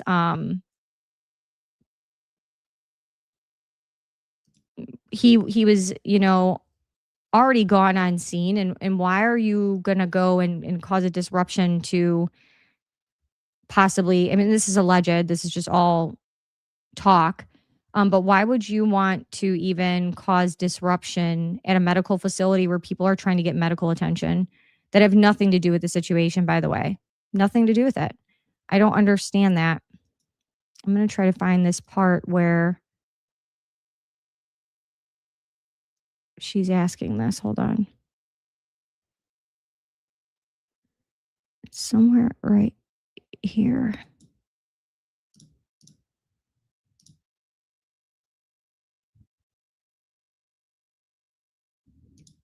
I think it's right around here. I'm going to share this with you guys just so you guys can see what I'm talking about with the hospital and stuff. And it's like, why would you have to know that? To me, the only reason you would want to know that is if you were going to go stir up trouble. But just so people can see and you guys make your own judgments. Like I said, I wasn't there. I don't know, but this is what's being insinuated. All right. Now, I did ask him a question. Do y'all know where did he went to the hospital? I have no idea. I'm curious now when you asked it. Yeah, I'm curious too. Yeah. I don't know. So you don't know where he was sent off to? Well, I mean, he died before he even left the track, so. That's understandable. Yeah. What hospital? I don't know. What hospital did they take Austin to? Yeah, I was about to say, I don't think anybody knows that, do they? You have to understand. He probably went to the morgue. It says he was dead. He was dead before. I would just don't entertain a conversation. It's not even that. I'm asking a genuine question. I did ask y'all that. Yeah, I know. I don't know. Okay, I want y'all to get that information. By the way, I'm just here recording and reporting. Yeah. Yeah. I can send my one. I got you. You're an enemy girl. I don't give a fuck. We're gonna walk. I want to make it clear, I ain't nobody's enemy. I mean, It depends on where you're from. yes, that's what you do. No. Guys love discuss it. Why is it? So let's hear about and it wasn't That would be reasonable. Messed up. Yeah, I'm sorry about that, y'all. I had to. I'm trying to figure out because there was another incident where a lady was talking about reporting to the police that people were threatening that they were looking for a place to riot, essentially. And she was asking them like about where a police officer was or a police station to report that information that was being talked about in the background. So just to give you guys that context of like there were talks of that stuff. And again, you know, you can see the cop and everybody telling that lady that he was bagged. You know what I mean? He was dead on scene. And she's still pushing, well, that's really important information. We need to know what hospital. For what? For what? I don't understand it. For what? So yeah. Yes, she did not understand the concept of DOA, bagged and tagged, long before he even reached a hospital. And what would be at the what would you be mad at the hospital for anyway? Is she going to be mad at the ambulance company for attempting to save his life? I mean, that's just I don't know. I don't know what to think anymore because people have just lost it. But that made me pretty upset as well. So we still don't have another update. I'm guessing that testimony is going to take a little bit of time. So we're just sitting here waiting on that. But there was like I said, there was another one where the lady walked up to them and she's like, "Hey, do you know if there's any police around here where I could make this report? Because I've overheard conversations about essentially possibly riot location or starting trouble or something." So there was that. So you can already tell the environment's just really hot. It's not feeling good. So for people to say today feels a little bit not normal and it just things feel off, I bet they do. I'm sure the tension is like so thick you could cut it with a knife. I think that's been apparent. So let's see.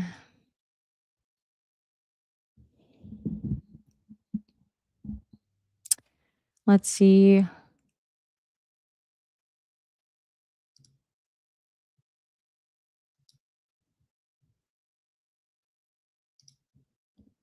Let me see something.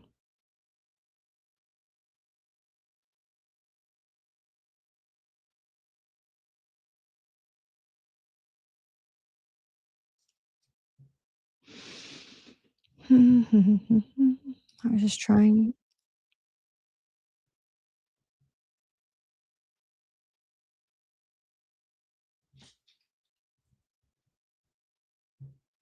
So there's there is trouble going on today. We'll share this with you guys. This is a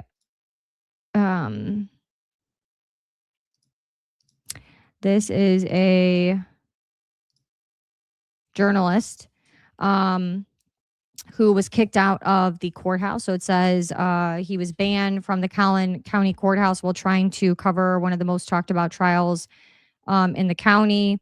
And then when you click over, NBC had posted saying that 3 people were removed from the courthouse before morning proceedings began. A woman directed harsh words at a sheriff's deputy.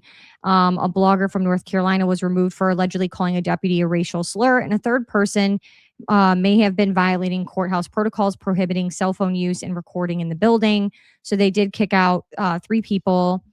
Again, we have an incident where it's like, oh, this is, why was it? Why? I mean, if you're calling sheriff deputies names, if you're being disrespectful, if you're doing things that violate the rules of the courthouse, no matter what you are, you gotta go. I mean, it's very simple. You break the rules. That's what happens. Calling people names, yelling at sheriff's deputies is not appropriate. It's not okay. I don't understand how that's a hard concept. I don't understand how that becomes about that either. But here we are. Everything is about this when it comes to this case. It's just, again, it's just a way to get people riled up. I don't like it. I think that people need to be held responsible for their behavior.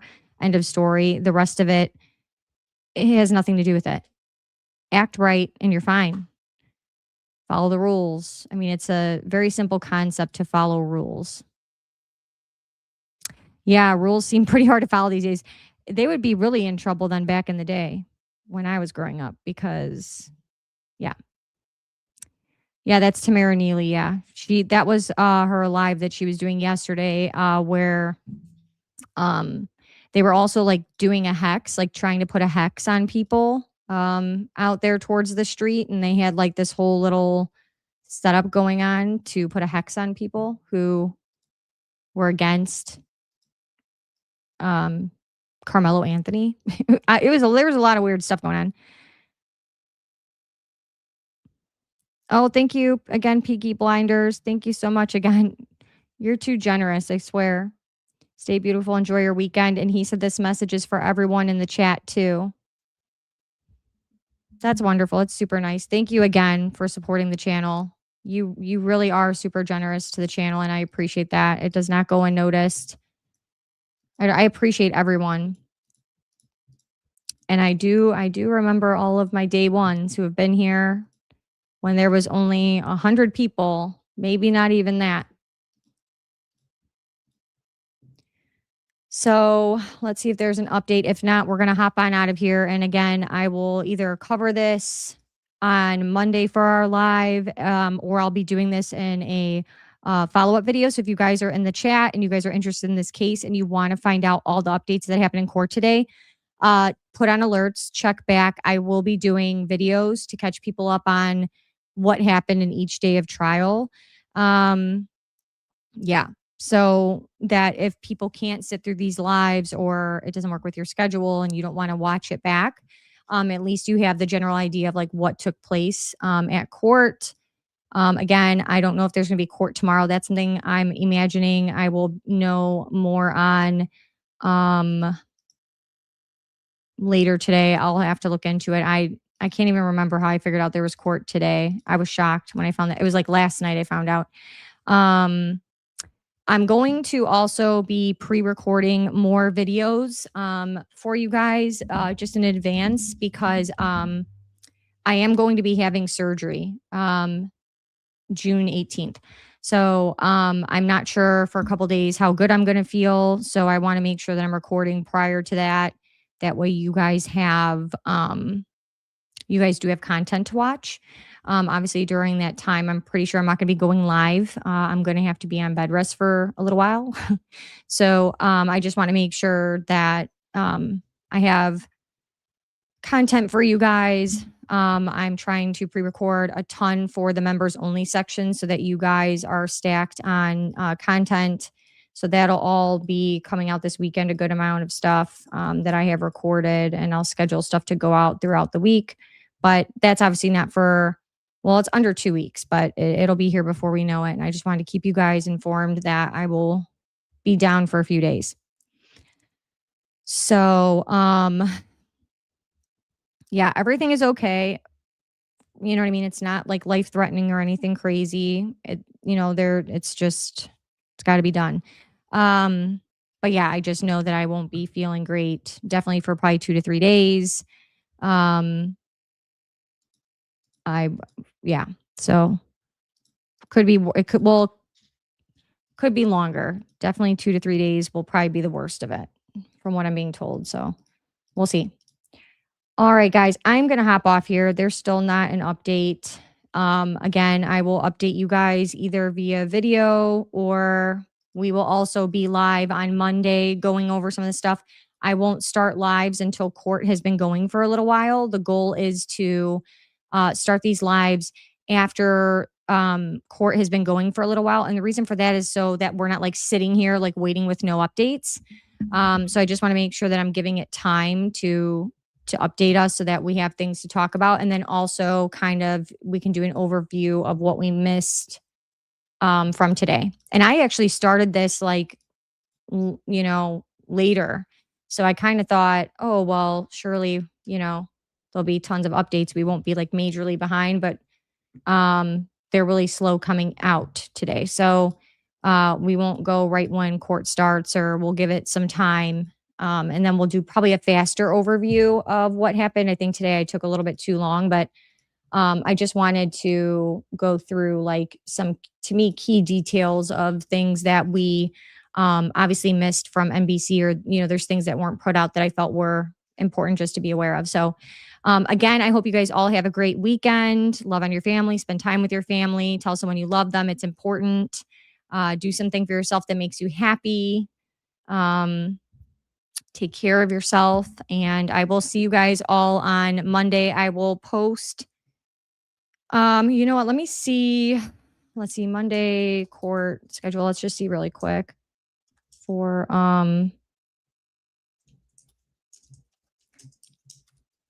we'll see what the start time is. If I can find it. See, I can't find it. So I'm just going to assume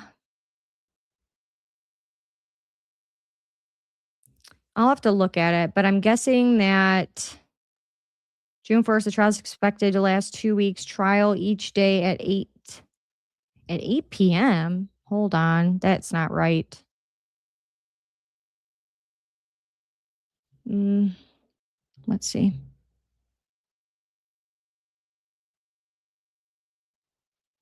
Let me see. I'm just trying to see what the court. We'll stream updates with analysis. That's after the fact, but what is the schedule? Well, they've been starting a little bit later in the day, but let's just shoot for Monday. We'll try for 11 a.m. If anything changes with the time frame, I'll put it in the community post area. So just keep checking that area. Make sure your alerts are turned on, and we'll go from there. But I'm guessing that if court starts at 9 a.m., then we should probably start at 11 or noon, somewhere around there. But we'll see. I'll keep you guys posted. It just depends. I just have to figure out what the schedule is. Again, I didn't even realize court was today. They're not.